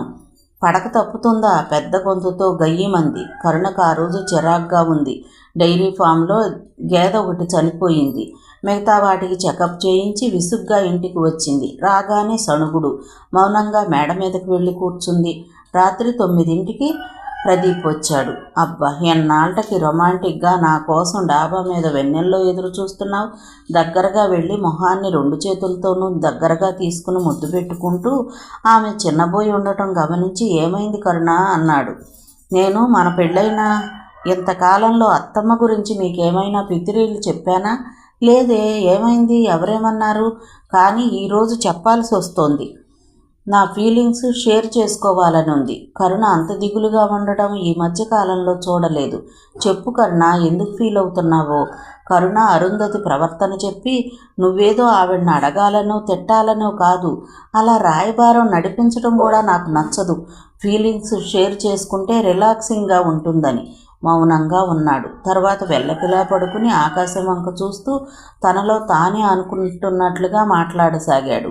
అమ్మకి చిన్నప్పటి నుండి నేనంటే చాలా ఇష్టం, మగపిల్లాడినని. కానీ పెళ్ళైన దగ్గర నుండి సడన్గా మారిపోయింది. ఎప్పుడూ ఆవిడ తిరస్కారాన్ని నేను చూడలేదు. కానీ ఈ మధ్య తరచుగా ఆవిడని విసుక్కుంటున్నాను, చిరాకు పడుతున్నాను. ఏం చెయ్యను, భరించలేని మాటలు అంటోంది. సహనంగా ఉండటానికి ఎంతో ప్రయత్నించాల్సి వస్తుంది. అతని మాటలకి వింటూ అతని క్రాఫ్లోకి వేళ్లు పోనిచ్చి నెమరసాగింది. ఆ చేతిని తన గుండెల మీదకి చేర్చుకుని, అమ్మ ఇన్సెక్యూర్గా ఫీల్ అవుతుంది. పైపెచ్చు నీకు తనంటే అభిమానం లేదనుకుంటోంది. నాకెప్పుడైనా ఓ గ్లాస్ మంచినీళ్ళు అందించిందిరా అంటూ నా దగ్గర చాలాసార్లు ఫీల్ అయింది. అక్కడే వస్తోంది సమస్య. అత్తమామలకి అన్నీ అందిస్తూ సేవలు చేస్తూ నా బతుకు పునీతమైపోయిందనుకుంటేనే అభిమానం ఉన్నట్లా? కరుణ, నువ్వు మాత్రం సాధ్యమైనంత వరకు సహనాన్ని కోల్పోవద్దు. ఆవిడను మార్చటానికే ప్రయత్నిద్దాం అన్నాడు. సుధ ఇప్పుడిప్పుడే జీవితంలో కొంతకాలాన్ని తనకిష్టమైన పనిలో గడుపుతోంది. తనకొచ్చిన కళని పిల్లలకి నేర్పించడంలో అనంతమైన ఆనందాన్ని పొందుతోంది. పిల్లల అమాయకమైన అభిమానం ఆమెలో సహజంగా ఉండే సాత్వికతను వెలికి తీస్తోంది. టీచర్, మీరు బొమ్మ ఎంత బాగా వేస్తారో అంటూ ఇంతలేసి కళ్ళతో 8 ఏళ్ల అమ్మాయి గులాబీ రంగు పువ్వును అందించటం మనస్సుని ఆహ్లాదభరితం చేస్తోంది. స్కూల్లో క్లాసులు ఎక్కువన్నా అలసటగా అనిపించేది కాదు. లంచ్ అవర్లో కరుణ కలుస్తూ ఉండేది. విశేషాలు ఎక్స్చేంజ్ చేసుకునేవారు. సుధ లైఫ్ ఓ గాడిలో పడుతూ ఉండగా మాణిక్యానికి అశాంతి ప్రారంభమైంది. సుధ ఉద్యోగం చేస్తోందని విన్న అమ్మలక్కలు, అదృష్టవంతులండి, మీ కోడలు ఇంట్లో పని చేసుకుని ఉద్యోగానికి వెళుతుందంటే మాటలా? పైగా మనిషికి ఎంత వినయం, ఎంత నెమ్మది, నోరెత్తి మాట్లాడనట్లే ఉండదు అని పొగుడుతుంటే తన ఆధిపత్యం పోయి కోడలి హయాం ప్రారంభమైనట్లు భయపడసాగింది. సుధ ఉదయాన్నే లేచి ఎప్పట్లాగా వంటలు, టిఫిన్, క్యారేజీలు అన్ని పనులు చేస్తుంది. కానీ ఇదివరకులా అత్తగారిని ఏం కూర వండాలి, ఏం టిఫిన్ చేయాలి అని అడగడం లేదు. తన టైంని బట్టి చూసుకుంటోంది. ఉదయం చేయాల్సిన కూరల్ని ముందు రోజు రాత్రే కట్ చేసి ఉంచేది. ఓ రోజు పద్మనాభరావు అది గమనించి, కూరగాయలు ఇంత ముందుగా కోసి ఉంచితే అందులో విటమిన్లు ఏముంటాయి? అందుకే ఈ మధ్య మాకు ఒంట్లో బాగుండటం లేదు. చావు కాలానికి లావు దుఃఖమని ఇప్పుడు ఇలాంటి కూరలు తినాల్సి వస్తోంది అన్నాడు. ఇదివరకులా బుర్ర దించుకుని వినాలనిపించలేదు. ఉదయాన్నే లేచి నేనొక్కదాన్నే చేసుకోవాలి, స్కూలుకు కూడా వెళ్ళాలి, పని తొందరగా అవ్వాలని ముందే కోసి ఉంచుతున్నాను. లేకపోతే ఉదయం పూట అత్తయ్య గారు కొంచెం హెల్ప్ చేస్తే బాగుంటుంది. గబగబా అనేసరికి తెల్లబోయిన ఆయన మొహం చూస్తూ అక్కడే నిల్చునే ధైర్యం లేక లోపలికి వచ్చేసింది. ఆ రోజు రాత్రి శ్రీరామ్ వచ్చేసరికి కంప్లైంట్ సిద్ధం. ఆఫీసు నుంచి షాప్స్కి వెళ్ళి అక్కడ పనులు చూసుకుని వచ్చేసరికి బాగా అలసిపోయాడు.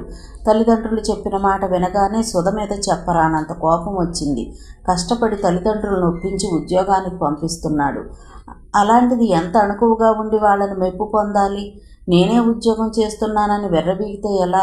ఓ రోజు పడుకోబోయే ముందు సుధతో ఇంట్లో పనులు మానేసి ఇల్లంతా కలగూర గంపచేసి, నువ్వు ఉద్యోగం చేయాల్సిన అవసరం లేదు, బోర్డు ఉద్యోగం చేస్తే ఎంత, చేయకపోతే ఎంత, నేనే కదా ఉద్యోగం చేస్తున్నానని ఇంట్లో వాళ్ళకి ఇంకోసారి కష్టం కలిగిస్తే నేను సహించను, గుర్తుపెట్టుకో, అసలు ఏం జరిగింది అని కూడా అడగకుండా తల్లిదండ్రులు చెప్పిందేదో విని తన 4 దులిపేసి పక్కకు తిరిగి దుప్పటి ముసుగు పెట్టిన శ్రీరామ్ను చూసి విస్తుపోయింది సుధ.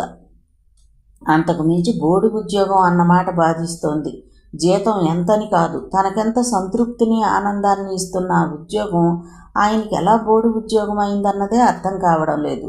అంటే తనకే కాదు, తను చేసే పనికి విలువ లేదు. మనసుని బాధ తొలిచేస్తుంది. అయితే ఇదివరకలా ఆ బాధలో రేపేముంది, అంతా శూన్యం అనే నిరాశ లేదు.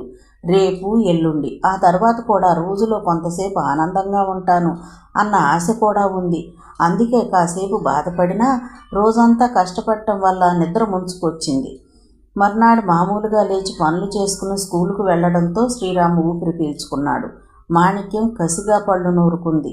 సుధకి మొదటి నెల జీతం రాగానే మాణిక్యం చేతికిచ్చింది. నాకెందుకమ్మా, మీ ఆయనకివ్వు అంది బెట్టుగా. సుధ మాట్లాడకుండా తెచ్చి శ్రీరామ్ చేతికిచ్చింది. 500 ఆమె చేతి ఖర్చులకిచ్చి ఆ తర్వాత నెల నుంచి చిట్టు కట్టడం ప్రారంభించాడు. ఆ 500 ఆమె ఖర్చులకు బొటాబొటిగా సరిపోయేవి. సుధ తనకు పెళ్ళయ్యాక పరాయి మగాళ్లతో మాట్లాడింది లేదు. శరత్చంద్ర అన్నవరస అయినా అతనితో అంటీ మొంటనట్లుగానే ఉండేది. కానీ స్కూల్లో కొలీగ్స్తో మాట్లాడక తప్పడం లేదు. డ్రాయింగ్ క్లాసులతో పాటు అప్పుడప్పుడు సోషల్ క్లాసులు కూడా తీసుకునేది. దాంతో టైం టేబుల్ గురించో సిలబస్ గురించో ఏదో ఒక విషయం గురించి మాట్లాడాల్సి వచ్చేది. జెంట్స్ అంతా ఆమెతో గౌరవంగా ఉండేవారు. దాంతో బిరుకు బిడియం తగ్గాయి. ఓసారి సుధకి జ్వరం రావడంతో లీవ్ పెట్టింది. ఆ రోజు రాత్రి రమేష్ అనే టీచర్ ఫోన్ చేసి ఫీవర్ అని కరుణగారు చెప్పారు, ఎలా ఉందని అడిగాడు.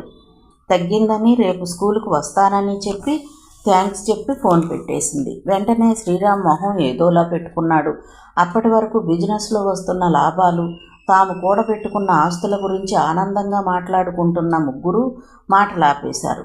తనని దోషిలా చూస్తున్నట్లు ఫీల్ అయింది. మా కొలీగ్ నాకు జ్వరమని కరుణ చెప్పిందట అంది. ఎవరూ మాట్లాడలేదు. వినిపించుకోనట్లు టీవీ తెరకి కళ్ళప్పగించేశారు. కాసేపు అక్కడ కూర్చొని పడుకోవడానికి బెడ్రూమ్కి వచ్చింది. కాసేపటికి శ్రీరామ్ కూడా వచ్చాడు. మాట్లాడకుండా, కనీసం ఆమె వైపు కూడా చూడకుండా ఏదో బుక్ పట్టుకుని చదువుకుంటున్నాడు.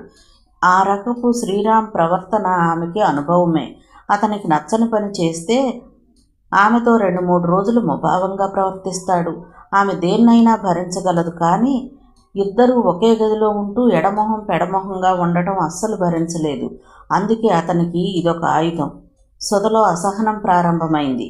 తనేం తప్పు చేసిందని, అసలు ఎవరు మాత్రం ఏం తప్పు చేశారు? ఒకవేళ పని చేసేవాళ్ళం ఒంట్లో బాగాలేదని తెలిసి కుశలం అడిగితే తప్ప బుర్ర బద్దలయ్యేలా ఆలోచించి కరుణకు చెప్పింది. పట్టించుకోకొదినా, మీ పని మీరు చేసుకోండి అంది. 2-3 రోజుల్లో ఆ విషయం మరుగున పడిపోయింది. ఆ రోజు కరుణ డైరీ ఫామ్ నుంచి రాత్రి 8 గంటలకే వచ్చేసరికి అరుంధతి ముసుగు పెట్టుకుని వణుకుతూ పడుకుంది. ఈ మధ్య పని కరుణ మీద నెట్టడానికి ఇలాంటి డ్రామాలు ఇంట్లో అందరికీ అలవాటవడంతో మిగతా వాళ్ళందరూ ఇంట్లోనే ఉన్నా ఎవ్వరూ పట్టించుకోలేదు. కరుణ ఎప్పట్లాగే అత్తమ్మా బాగాలేదా అంటూ నుదురు తడిమి చూసింది. వేడిగా తగిలింది. మనిషి వణికిపోతుంది. జ్వరం వచ్చిందనుకుంటూ ప్రదీప్కి చెప్పింది. అతను వచ్చి చూశాడు. 2 దుప్పట్లు కప్పినా చలి ఆగడం లేదు. దాంతో ట్యాక్సీ పిలిచి డాక్టర్ దగ్గరకు తీసుకెళ్లాడు. బ్లడ్ శాంపిల్ తీసి టెస్ట్కి పంపాడు డాక్టర్. రాత్రికి తాత్కాలిక మందులిచ్చారు. రాత్రి బామ్మ, కరుణ, అరుంధతి పక్కనే పడుకుని వంతుల వారీగా లేచి ఆమెకు మందులిచ్చారు. మర్నాడు రిపోర్ట్ వచ్చింది. మలేరియా అని తేలింది. ఆ మెడిసిన్స్ వాడటం మొదలుపెట్టారు. కరుణ స్కూల్కి 4 రోజులు సెలవు పెట్టింది. డైరీ ఫామ్ పనులు ప్రదీప్, సంజీవరావుకి అప్పగించింది. ఉదయాన్నే నడుం బిగించి బామ్మ, సూరి సాయంతో వంట, టిఫిన్ ముగించి ఇల్లంతా శుభ్రం చేసి వేడినీళ్ళు కాచి బాత్రూంలో పెట్టి అరుంధతిని స్నానానికి పిలిచింది. ఆమె తూలిపోతుంటే జాగ్రత్త అంటూ ఆమె చేతిని తన భుజం చుట్టూ వేసుకుంది. చివరికి మంచంలో పడ్డాక అత్తమ్మంటే అభిమానం కలిగిందన్నమాట. అంత నీరసంలోనూ నిష్ఠూరంగా అంది అరుంధతి. నాకెప్పుడూ అభిమానం ఉంది. ఇలా జీవితాంతం నీకు సేవలు చేశాననుకో, ఈ మంచమే నీకు శాశ్వతం అయిపోతుంది. పని చేస్తేనే ఆరోగ్యం అత్తమ్మ. ఎంత చెప్పినా వినవు, అపార్థం చేసుకుంటావు. ఓపిక లేదో మరెందుచేతనో ఎదురు మాట్లాడలేదు. మలేరియా ఫీవర్ తగ్గడానికి వాడే మందుల మూలంగా ఆమెకు వాంతులు ఎక్కువ అవుతుండేవి. ఓ రోజు తన పక్కనే కూర్చుని మందులు ఇస్తున్న కరుణ మీదే ఆపుకోలేక వాంతి చేసేసింది. ఆ అమ్మాయి ఏమంటుందోనని గుండె గుబేలు మంది అరుంధతికి.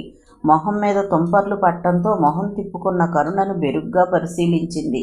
ఆ మొహంలో ఎప్పటి శాంతమే తప్ప ఎలాంటి యావగింపు కనిపించలేదు. ఏమాత్రం విసుగు లేదు. ఇలా వేసిన ట్యాబ్లెట్ అలా వాంతి చేస్తే ఎలా అత్తమ్మా? చనువుగా గదిమింది. అందులో అభిమానాన్ని అరుంధతి పసికట్టింది. ఇది ఎలా సాధ్యమో ఆమెకు అర్థం కావడం లేదు. తన అంచనా ప్రకారం ఇంటి పనంటే ఆమెడ దూరం పరిగెట్టే ఈ పిల్ల ఇక రోగాలు, రొస్టులు అంటే దరిదాపులకు కూడా రాకూడదు. కానీ వస్తుంది. ఇల్లంతా నీట్గా ఉంచుతుంది. రోజు తనక మల్లెపువ్వు లాంటి ఉతికిన బట్టలు వేస్తూ, పౌడర్ జల్లేస్తూ, బొట్టు పెడుతూ, తన చుట్టుపక్కలంతా శుభ్రంగా ఉంచుతూ, చివరికి తాను ఆమె మీద వాంతి చేసినా అదేదో సహజ ప్రక్రియలాగా ఎలా ఉండగలిగింది? అరుంధతి జీర్ణించుకోలేకపోతుంది. ఆ రోజు రాత్రి జ్వరంతో వణికిపోతూనే తన సందేహాలన్నీ భర్తకు వినిపించింది. ఆ అమ్మాయికి మనుషులందరూ ఒక్కటే. నువ్వేదో అత్తగారివని, నీ పెత్తనానికి లొంగి తన పనులు చేయడం లేదు. ఒకవేళ సూరికి వచ్చినా ఇలాగే చేస్తుంది. తన మనస్తత్వం ఇలాగే ఉంది. అది గొప్పతనం. నువ్వు అర్థం చేసుకోకుండా అత్తగారివి కదా, నా కోడలు లొంగి ఉండాలి అనుకుంటున్నావు. కాలం చాలా మారుతోంది. ఆ వేగానికి అందుకుని మనము మారకపోతే సుఖంగా ఉండలేం. అరుంధతి, నువ్వే మారాలి అన్నాడు. ఆ రాత్రంతా ఆలోచిస్తూనే ఉంది. మాగన్నుగా నిద్రపట్టినా కలవరింతలు తుళ్ళింతలతో లేచిపోయేది. అత్తమ్మా, కేకలేస్తున్నావేమైంది? ప్రశాంతంగా పడుకో, అందరం ఇక్కడే ఉన్నాం అంటూ తల నిమురుతుంటే ఈ పిల్లని అర్థం చేసుకోలేక ఇన్నాళ్ళు మాటలతో ఎంత బాధ పెట్టింది అన్న ఆలోచనకి కళ్ళల్లో నీళ్లు తిరిగాయి. కరుణ అది చూసి, అత్తమ్మా, ఎందుకు దిగులు పడుతున్నావు? నా గురించా? ఇంకో సంవత్సరం ఆగు, నీకు మనవన్నో మనవరాలనో ఇచ్చేటప్పుడు ఆ సంవత్సరం అంతా ఇంట్లోనే ఉండి నీకు సేవలు చేస్తాను, సరేనా అనేది నవ్వుతూ. జ్వరం 4 రోజుల్లో తగ్గిపోయినా బాగా నీరసంగా ఉంటుంది. జ్వరం తగ్గిన దగ్గర నుంచి ఆమె ఓ నిశ్చయానికి వచ్చింది. ఇక కోడల్ని బాధ పెట్టకూడదు. ఇంటి పని ఏమంత భాగ్యం, పైగా అందరూ ఓ చెయ్యి వేస్తూనే ఉన్నారు అనుకుంది. కోడలన్నట్లు పనిచేస్తేనే ఆరోగ్యం. అందుకేనేమో తన అత్తగారు ఎప్పుడూ అందులో ఇందులో వేలు పెడుతూనే ఉంటుంది. అలా అనుకున్న క్షణం నుంచి జ్వరం తగ్గింది కదా, ఇక పని చేయకపోతే కోడలేమనుకుంటుందోనని ఒళ్ళు తూలుతున్నా లేచి చీపురు పట్టుకుని ఓడవటం ప్రారంభించింది. నీరసానికి కళ్ళు తిరిగి ఒళ్ళు చెమట్లు పట్టాయి. కరుణ ఆవిడ స్థితిని చూసి, అత్తమ్మా, ఇంత నీరసంలో ఏం చేస్తున్నావు? చేతిలో చీపురు లాక్కుని మంచంలో కూర్చోబెడుతూ అంది. జ్వరం తగ్గింది కదా, ఏదో ఓ పని చేస్తే ఒంట్లో సులువు అవుతుందని దొరికిపోయిన దొంగలా అంది. కరుణ పొట్ట పట్టుకుని మరీ నవ్వింది. అందరినీ పిలిచి చెప్పి మళ్ళీ నవ్వింది. ఎందుకలా నవ్వుతారు? చిరుకోపంగా అంది అరుంధతి. లేడికి లేచిందే పరుగని నీ కోడల మాటలు ఎంత నచ్చితే మాత్రం వెంటనే పాటించేయాలంటే ఎలా? కాస్త ఓపిక రాని సంజీవరావు అన్నాడు. ఓ ఆదివారం సుధా, శ్రీరామ్ అరుంధతిని చూడటానికి వచ్చారు. తల్లి కిందటిసారిలా కాక ఈసారి కరుణ పట్ల కొంచెం అభిమానాన్ని చూపిస్తున్నట్లు సుధ గ్రహించింది. ఆ ట్రిక్ ఏంటో నాకు చెప్పవు అడిగింది సుధ. ట్రిక్స్ ఏం లేవదినా, అత్తమే అన్నీ గ్రహించుకుంది. ఇక మా అమ్మ విషయం అంటారా? ధైర్యంగా ఉండండి. మీకు మంచి అని తోచింది నిర్భయంగా చెయ్యండి. ఎవ్వరూ ఆటంకాలు కల్పించినా లెక్క చేయొద్దు. మీరు చేయగలిగిన పనులు మీరు చేసి అమ్మ చేయగలిగినవి తనకు వదిలిపెట్టండి. అన్నీ నేనే చేస్తానంటే ఎలా వదినా?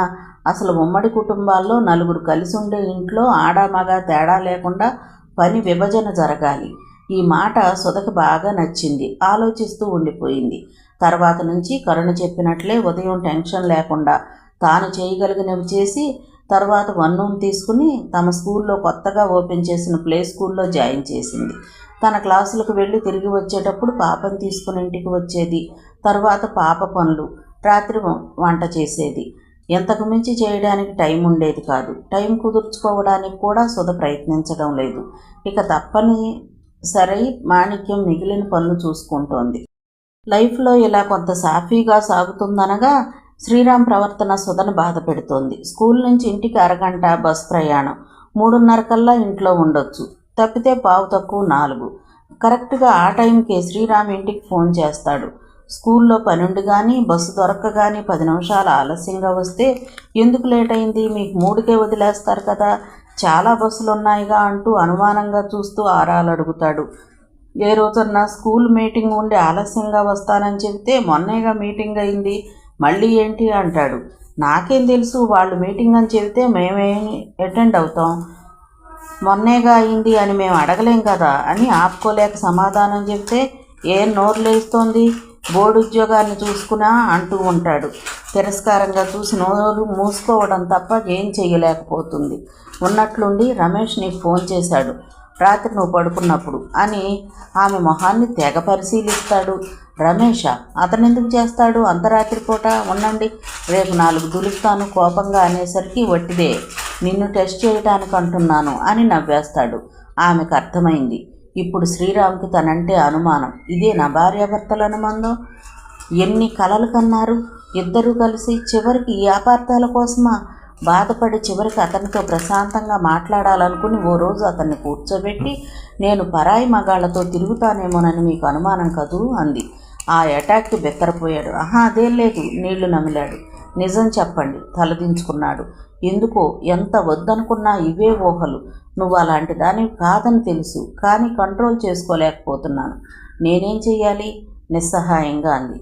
పోనీ ఉద్యోగం మానేస్తావా? ఆశగా అడిగాడు. ఉద్యోగం మానేయాలా? మానేసి జీవితాంతం ఈ కోపంలోనే మగ్గిపోతూ బతుక్కో ఆనందం లేకుండా తను మానలేదు. తన ఇష్టం ధైర్యంగా చెప్పాల్సిన సమయం ఇదే.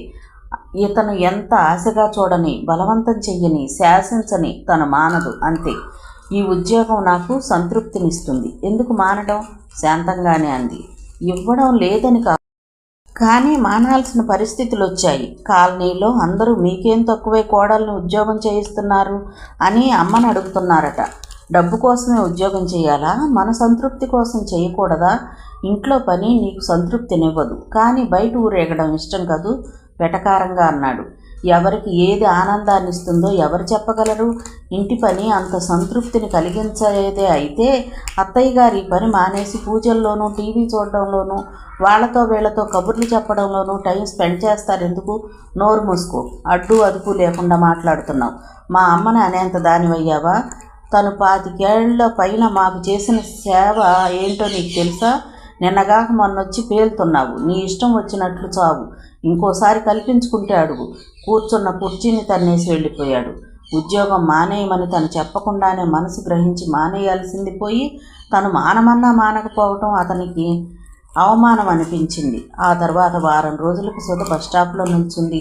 తనతో పాటే బస్సు ఎక్కాల్సిన మ్యాథ్స్ టీచర్ ఆమెతో మాట్లాడుతున్నాడు.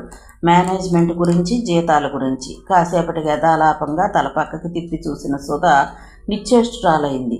పక్కనున్న కిళ్ళీ కొట్టు నీడలో స్కూటర్ స్టాండ్ వేసి నిలబడి ఇటే చూస్తున్నాడు శ్రీరామ్. కళ్ళల్లోంచి నిప్పులు రాలుతున్నాయా అన్నంత తీక్షణంగా ఉంది అతని చూపు. సుధకి గుండాగినంత పని అయింది. మెల్లగా అటువైపు నడిచింది. ఎక్కడికైనా అడుగుతున్న కోలీగ్ ప్రశ్నను వినిపించుకునే పరిస్థితిలో లేదు. దగ్గరికి వచ్చిన సుధను చూసి, నీ బాయ్ ఫ్రెండ్ ఏదో అడుగుతున్నాడు, వచ్చేసావు? సాధ్యమైనంత వ్యంగ్యంగా అన్నాడు. మా కోలీగ్ అండి, మెల్లగా అంది, ఏడుపు బిగబట్టిన స్వరం. స్కూటర్ స్టాండ్ తీశాడు. ఆమె ఇలా కూర్చోగానే బర్రున పోనిచ్చాడు. గతుకులు గుంటలు చూసుకోకుండా స్పీడ్గా వెళుతున్నాడు. అతని మనసంతా డ్రైవింగ్లోనే తెలుస్తోంది. సుధ ఊపిరి బిగబట్టి కూర్చుంది. 20 నిమిషాల్లో ఇంటికి వచ్చేశారు. హాల్లోకి ఎలా వెళ్ళిందో లేదో వెనక నుంచి వచ్చిన శ్రీరామ్ విసురుగా ఆమె జబ్బ పట్టుకుని ఆపి, బస్టాప్లో ఆ పక్కపక్కలు ఇకైకలు ఏంటి, వాడెవడు? ఆవేశంగా అడిగాడు. సరిగ్గా మాట్లాడండి, మా కోలీగ్ అని చెప్పాను కదా, రోషంగా అంది. ఏంటే సరిగ్గా మాట్లాడేది? పరాయి మగాడితో కులుకుతూ తిరుగుతుంది కాక అంటూ చెంప మీద చెళ్ళును కొట్టాడు. ఊహించని సంఘటనకు ఓ నిమిషం మెదడు మొద్దుబారిపోయింది. వాస్తవంలోకి రాగానే మొగుడి మీద మొదటిసారిగా అసహ్యం కలిగింది. అయితే అది భారీ స్థాయిలో ఉండటం అతని దురదృష్టం. ఊరుకోరా, ఇంటి గుట్టు లంకకి చేటని మాయదారి కాలం ఇలా దాపురించింది. దీని సంగతి నేను గమనిస్తూనే ఉన్నాను. ఆ వేషాలు, సోకులు. అత్తయ్య, మర్యాదగా మాట్లాడండి, గట్టిగా అరిచింది. ఏమమ్మవు, పెద్దంతరం చిన్నంతరం లేకుండా ఎగురుతున్నావు, నోరు అదుపులో పెట్టుకో, పద్మనాభరావు అన్నాడు. ఎంతకాలం మీరు ఎలాంటి మాటలన్నా అదుపు చేసుకుంటూనే ఉన్నాను. ఇది నా క్యారెక్టర్కి సంబంధించిన విషయం. మీరేమన్నా నేను నోరు మూసుకుని పడుంటే అన్నిటికీ ఒప్పుకున్నట్లే అవుతుంది. నేనేం తప్పు చేశానని? ఏమోనమ్మా, ఎలా ఊరేగుతావో నీ ఇష్టం. ఇలాంటి పనులు మా ఇంట వంట లేవు. ఒరే, మీ ఇష్టం వచ్చినట్లుగా ఉండాలంటే మీదో మీరు చూసుకోండి. మేం కాస్త పరువుగా గుట్టుగా బతికేవాళ్ళం. అమ్మా, అంత దూరం ఎందుకు? స్కూల్ మాన్పించేస్తాక కంగారుగా అన్నాడు శ్రీరామ్. నేను మానను, ఖండితంగా అంది. ఎందుకు మానవు? ఎలా మాన్పించాలో నాకు తెలుసు. మీరేమైనా చేసుకోండి, నేను మానను. ఆమెలో తెగింపు వచ్చేసింది. దానికి తోడు మిగతా విషయాలు కూడా చెప్పేయాలను. అంతేకాదు, ఇంటి పనంతా నేను చెయ్యను. ఎవరి పనులు వారు చేసుకోండి. నా ఖాళీని బట్టి వంట చేస్తాను. చేసిన దానికి వంకలు పెడుతూ అది చెయ్యి ఇది చెయ్యి అంటే నా వల్ల కాదు. అసలు నలుగురు కలిసున్న ఇంట్లో పని విభజన జరగాలి. తను అనదలుచుకున్నది గబగబా అనేసి ఇక తిట్టుకొని అని ఊపిరి బిగపట్టింది. ఏం జరగాలి? మొహం చిట్లించి అడిగాడు శ్రీరామ్. పని విభజన జరగాలి, బెంకంగా అంది. గాడిది గుడ్డేం జరగొద్దు. ఊరుకుంటున్నాం కదా అని రెచ్చిపోతున్నావు. మేం చెప్పినట్లు వినేట్లయితేనే ఇక్కడ పడి ఉండు, లేకపోతే ఇంట్లోంచి పో. నాకేం భయమా? పోతాను. పొమ్మన్నా చూరు పట్టుకు వేలాడడానికి నేనంత గతి లేని దాన్ని కాదు. చూసావురా, అంత ధైర్యంగా పోతానంటోంది. ఎవరంట చూసుకుని? మీతో నాకు మాటలు అనవసరం. మా నాన్న ఇచ్చిన కట్నం డబ్బు కట్టండి ముందు. ఏంటి కట్టేది? నీ తిండికి బట్టలకి ఎక్కడి నుంచి వచ్చాయి? వాటికే సరిపోయాయి, కంగారుగా అన్నాడు. పద్మనాభరావు కోడలు ఇల్లొదిలి పోతానన్నా అతను గాబరా పడలేదు. కానీ డబ్బు అడగగానే దడపట్టుకుంది. సరే, ఎలా తెప్పించుకోవాలో నాకు బాగా తెలుసు. గబగబా లోపలికి వెళ్ళి తండ్రి ఇచ్చిన నగలు చీరలు సర్దుకుంది. శ్రీరామ్ బెడ్రూంలోకి వచ్చాడు. ఏదో బెదిరింపుగా అన్నాడే కానీ సుధ ఇలా తెగించి వెళ్ళిపోతుందని ఊహించలేదు. మనసులో డేలా పడిపోయాడు. నిజంగా మొగుడిని వదిలేసి వెళ్ళిపోతున్నావన్నమాట. మీరే పొమ్మన్నారు. నేను చెప్పినట్లు వినొచ్చుగా. సబబుగా మాట్లాడండి, వింటాను. నీకింత ధైర్యం ఎలా వచ్చింది? ఎవరు నూరిపోస్తున్నారు? మీ ప్రవర్తనే నన్నీ స్థితికి తెచ్చింది. ఎవ్వరూ నూరిపోయలేదు. నేను ఇక్కడ ఉండలేను. జీవితాంతం నేను లేకుండా ఉంటావా అని ఎవరన్నారు? ఇద్దరం వేరుగా వెళ్ళిపోదాం. నేను అమ్మ వాళ్ళను వదిలి రాను. రావద్దు. మిమ్మల్ని విడదీయడం నా కోరిక కాదు. నేను మనిషినేనని గుర్తించి నాకు విలువ ఇస్తే ఇక్కడే ఉంటాను, లేకపోతే లేదు. అంటే నిన్ను కూర్చోబెట్టి మా వాళ్ళు నీకు సేవలు చేయాలా? అవసరం లేదు. వాళ్ళ పనులు వాళ్ళు చేసుకుని మనస్ఫూర్తిగా నన్ను అభిమానిస్తే చాలు. ఇప్పుడు నేను ఇంట్లో లేకపోతే ఆవిడ పని చేసుకోరా? అలాగే నేనున్నప్పుడు చేయమనండి. అంతేకాదు ప్రతి దానికి సాధిస్తూ నా విషయాల్లో జోక్యం చేసుకుంటూ ఉంటే నేను సహించను. అలాగైతేనే ఉంటాను. శ్రీరామ్కి సడన్గా లోకం గుర్తొచ్చింది. అందరూ రకరకాలుగా అంటే తనేం చెప్తాడు? అందుకే తల్లి దగ్గరికి రాయబారానికి వెళ్ళాడు. ఓ పావుగంట తర్వాత గొల్లుమని మాణిక్యం ఏడుపు, పద్మనాభరావు రంకెలు వినిపించాయి. పొండిరా, నువ్వు నీ పెళ్ళాం ఊరేగండి. కన్న తల్లి, ఒంట్లో బాగోని మనిషి అన్న జ్ఞానం లేకుండా ఆడంగి వెదవలాగా అమ్మ నువ్వు కూడా పని చెయ్యి, సుధనేమి అనకని చెప్తావా? లోకంలో ఎంతమంది కొడుకులు వదిలేసిన వాళ్ళు లేరు? అలాగే బతుకుతాం. అయినా పెళ్ళాన్ని లొంగ తీసుకోవడం బ్రహ్మ విద్య. 4 రోజులు మొగుడు వదిలేసిన ఆడది అని నలుగురు మొహాన ఊస్తే బుద్ధొస్తుంది. సుధ మాట్లాడకుండా సూట్ కేసు పట్టుకుని హాల్లోకి వచ్చింది. మరింత లబలబలాడింది మాణిక్యం. వాహిని ఎత్తుకోబోతుంటే దాన్నెక్కడికి? నీ బుద్ధి గడ్డి తిన్నది చాలు, దాన్ని కూడా చెడగొడతావా అని లాక్కున్నాడు. ఇంకేమనకుండా బయటకు నడిచింది. అమ్మో, ఎంతకు తెగించింది! కన్న పేగుబంధం కూడా లేదు. కూతుర్ని కూడా వదిలేసి పోతోంది. మాణిక్యానికి ఒంటికి కారం రాసుకున్నట్లుగా ఉంది. శ్రీరామ్ నిస్సహాయంగా చూస్తూ ఉండిపోయాడు. సుధ ఆటో కట్టించుకుని సరాసరి ఇంటికి బయలుదేరింది. ఆవేశంలో ఎలా తెగింపు కలిగింది. కానీ ఆటోలో కూర్చోగానే మనిషి నీరు గారిపోతోంది. తాను చేసింది తప్పేనా? అంతగా ప్రేమించిన భర్తను వదిలేసి నిజంగా ప్రేమించాడా? ప్రేమించిన మనిషి అన్ని నిందలు వేసి కొట్టిచ్చి తలుచుకుంటే ఒళ్ళు మండిపోతోంది. తాను కొన్నాళ్ళు దూరంగా ఉంటే విలువ తెలిసి వస్తుంది. ఇంటికి వచ్చేసరికి అందరూ విషాదంగా ఉన్నారు. తాను గడప దాటడం ఆలస్యం ఇక్కడికి ఫోన్ చేసి అక్షతలు వేసి ఉంటారు. సుధా, ఏంటమ్మా ఇది? సంజీవరావు బేలగా అన్నాడు. బామ్మ మూల కూర్చొని ఏడుస్తోంది. ప్రదీప్ లేడు. అరుంధతి ఏదో అడగబోతుంటే కరుణ వారించింది. మీరు స్నానం చేసి భోజనం చెయ్యండి వదినా, రేపు మాట్లాడుకుందాం అంది. ఒంటరిగా ఉండాలని కోరుతున్న తన మనసును గ్రహించిన కరుణ వంక కృతజ్ఞతగా చూసి లోనికి వెళ్ళింది. 2 రోజులు మౌనంగానే గడిపింది. స్కూల్కి వారం రోజులు సెలవు పెట్టింది. ఇంట్లో ఉన్నా ప్రశాంతంగా లేదు. ఎవరికి ఎదురుపడినా అందరి చూపుల్లోనూ ఏమైందన్న ప్రశ్నే. ఎవ్వరూ తనని గమనించని చోటికి, ఎవరికల్లా పడని చోటికి వెళ్లాలని ఉంది. గంగానమ్మ చెట్టు దగ్గరికి తీసుకెళ్లమని ప్రదీప్ని అడిగింది. దేనికి? అనుమానంగా చూస్తూ అడిగాడు. నేనేం చావను, ఇదివరకటి సుధను కాదు అంది.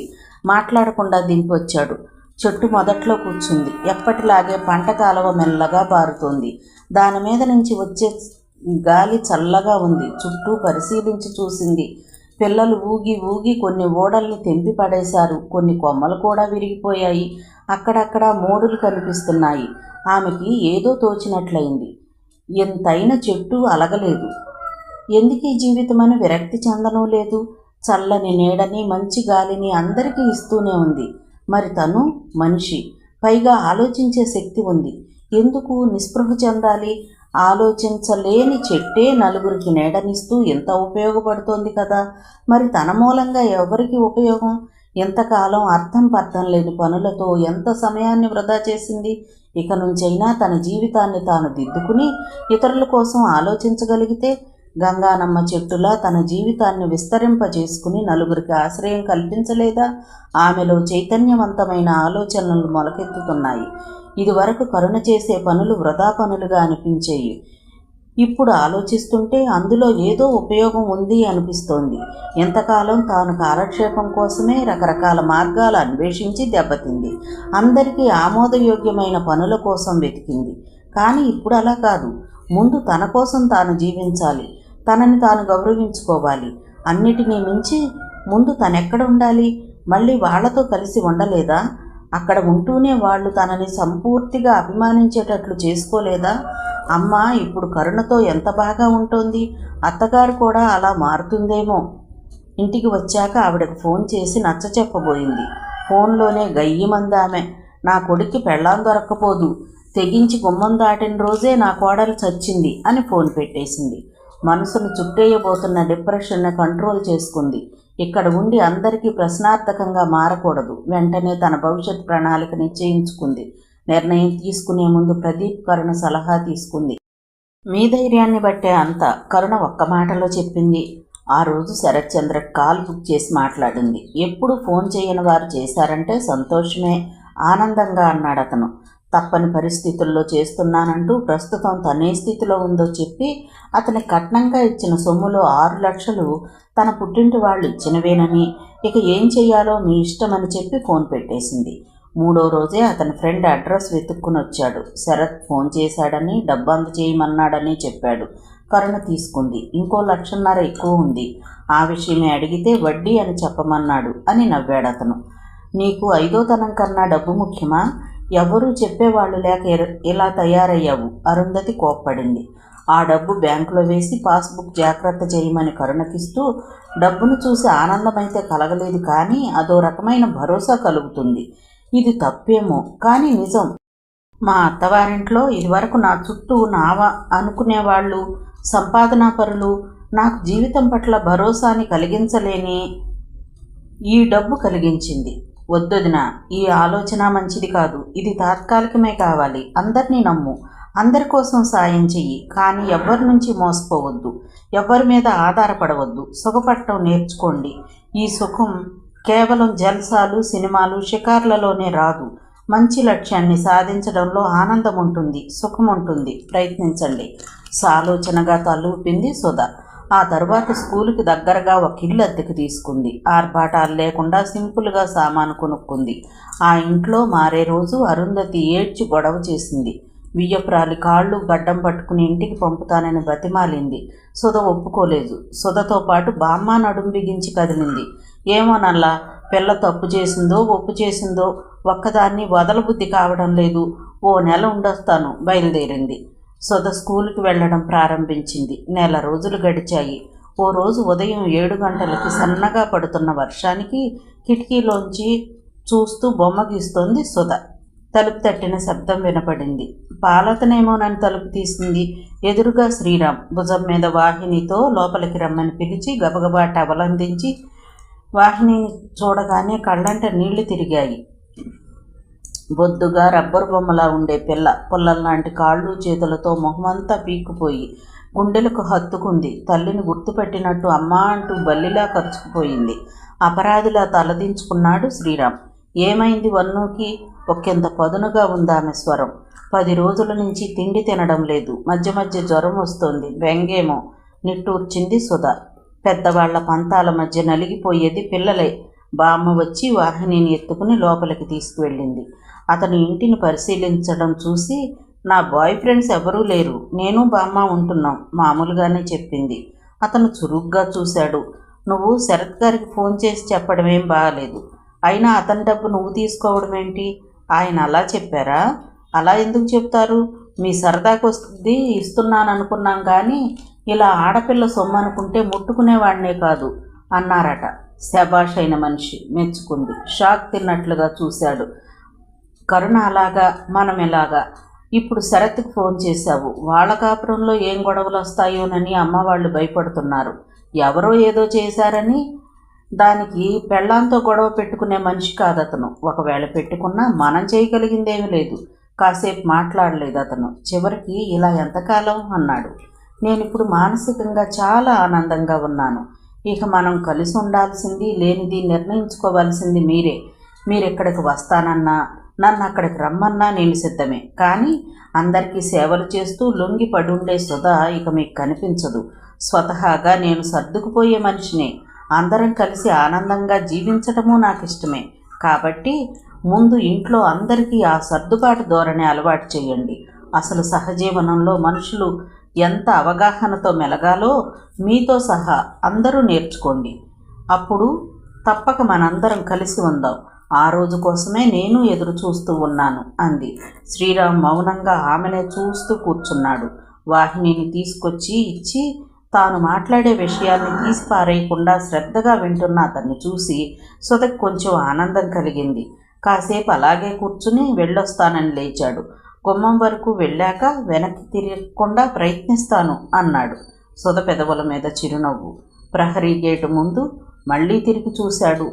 ఆ చూపులో దాగిన అనురాగం భవిష్యత్తులో తమ అనుబంధాన్ని పునరుద్ధరిస్తుందని ఆశను కలిగించింది సుధకి. శుభం. కథ విన్నందుకు ధన్యవాదాలు. ఈ నవల మీకు నచ్చితే ఒక లైక్ చేయండి, షేర్ చేయండి, నా ఛానల్ని సబ్స్క్రైబ్ చేసుకోండి, నన్ను సపోర్ట్ చేయండి. మీరిచ్చే ఒక్క లైక్ నాకు నా ఛానల్కి ఎంతో సపోర్ట్ని ఇస్తుందండి. Thank you. ఉంటానండి.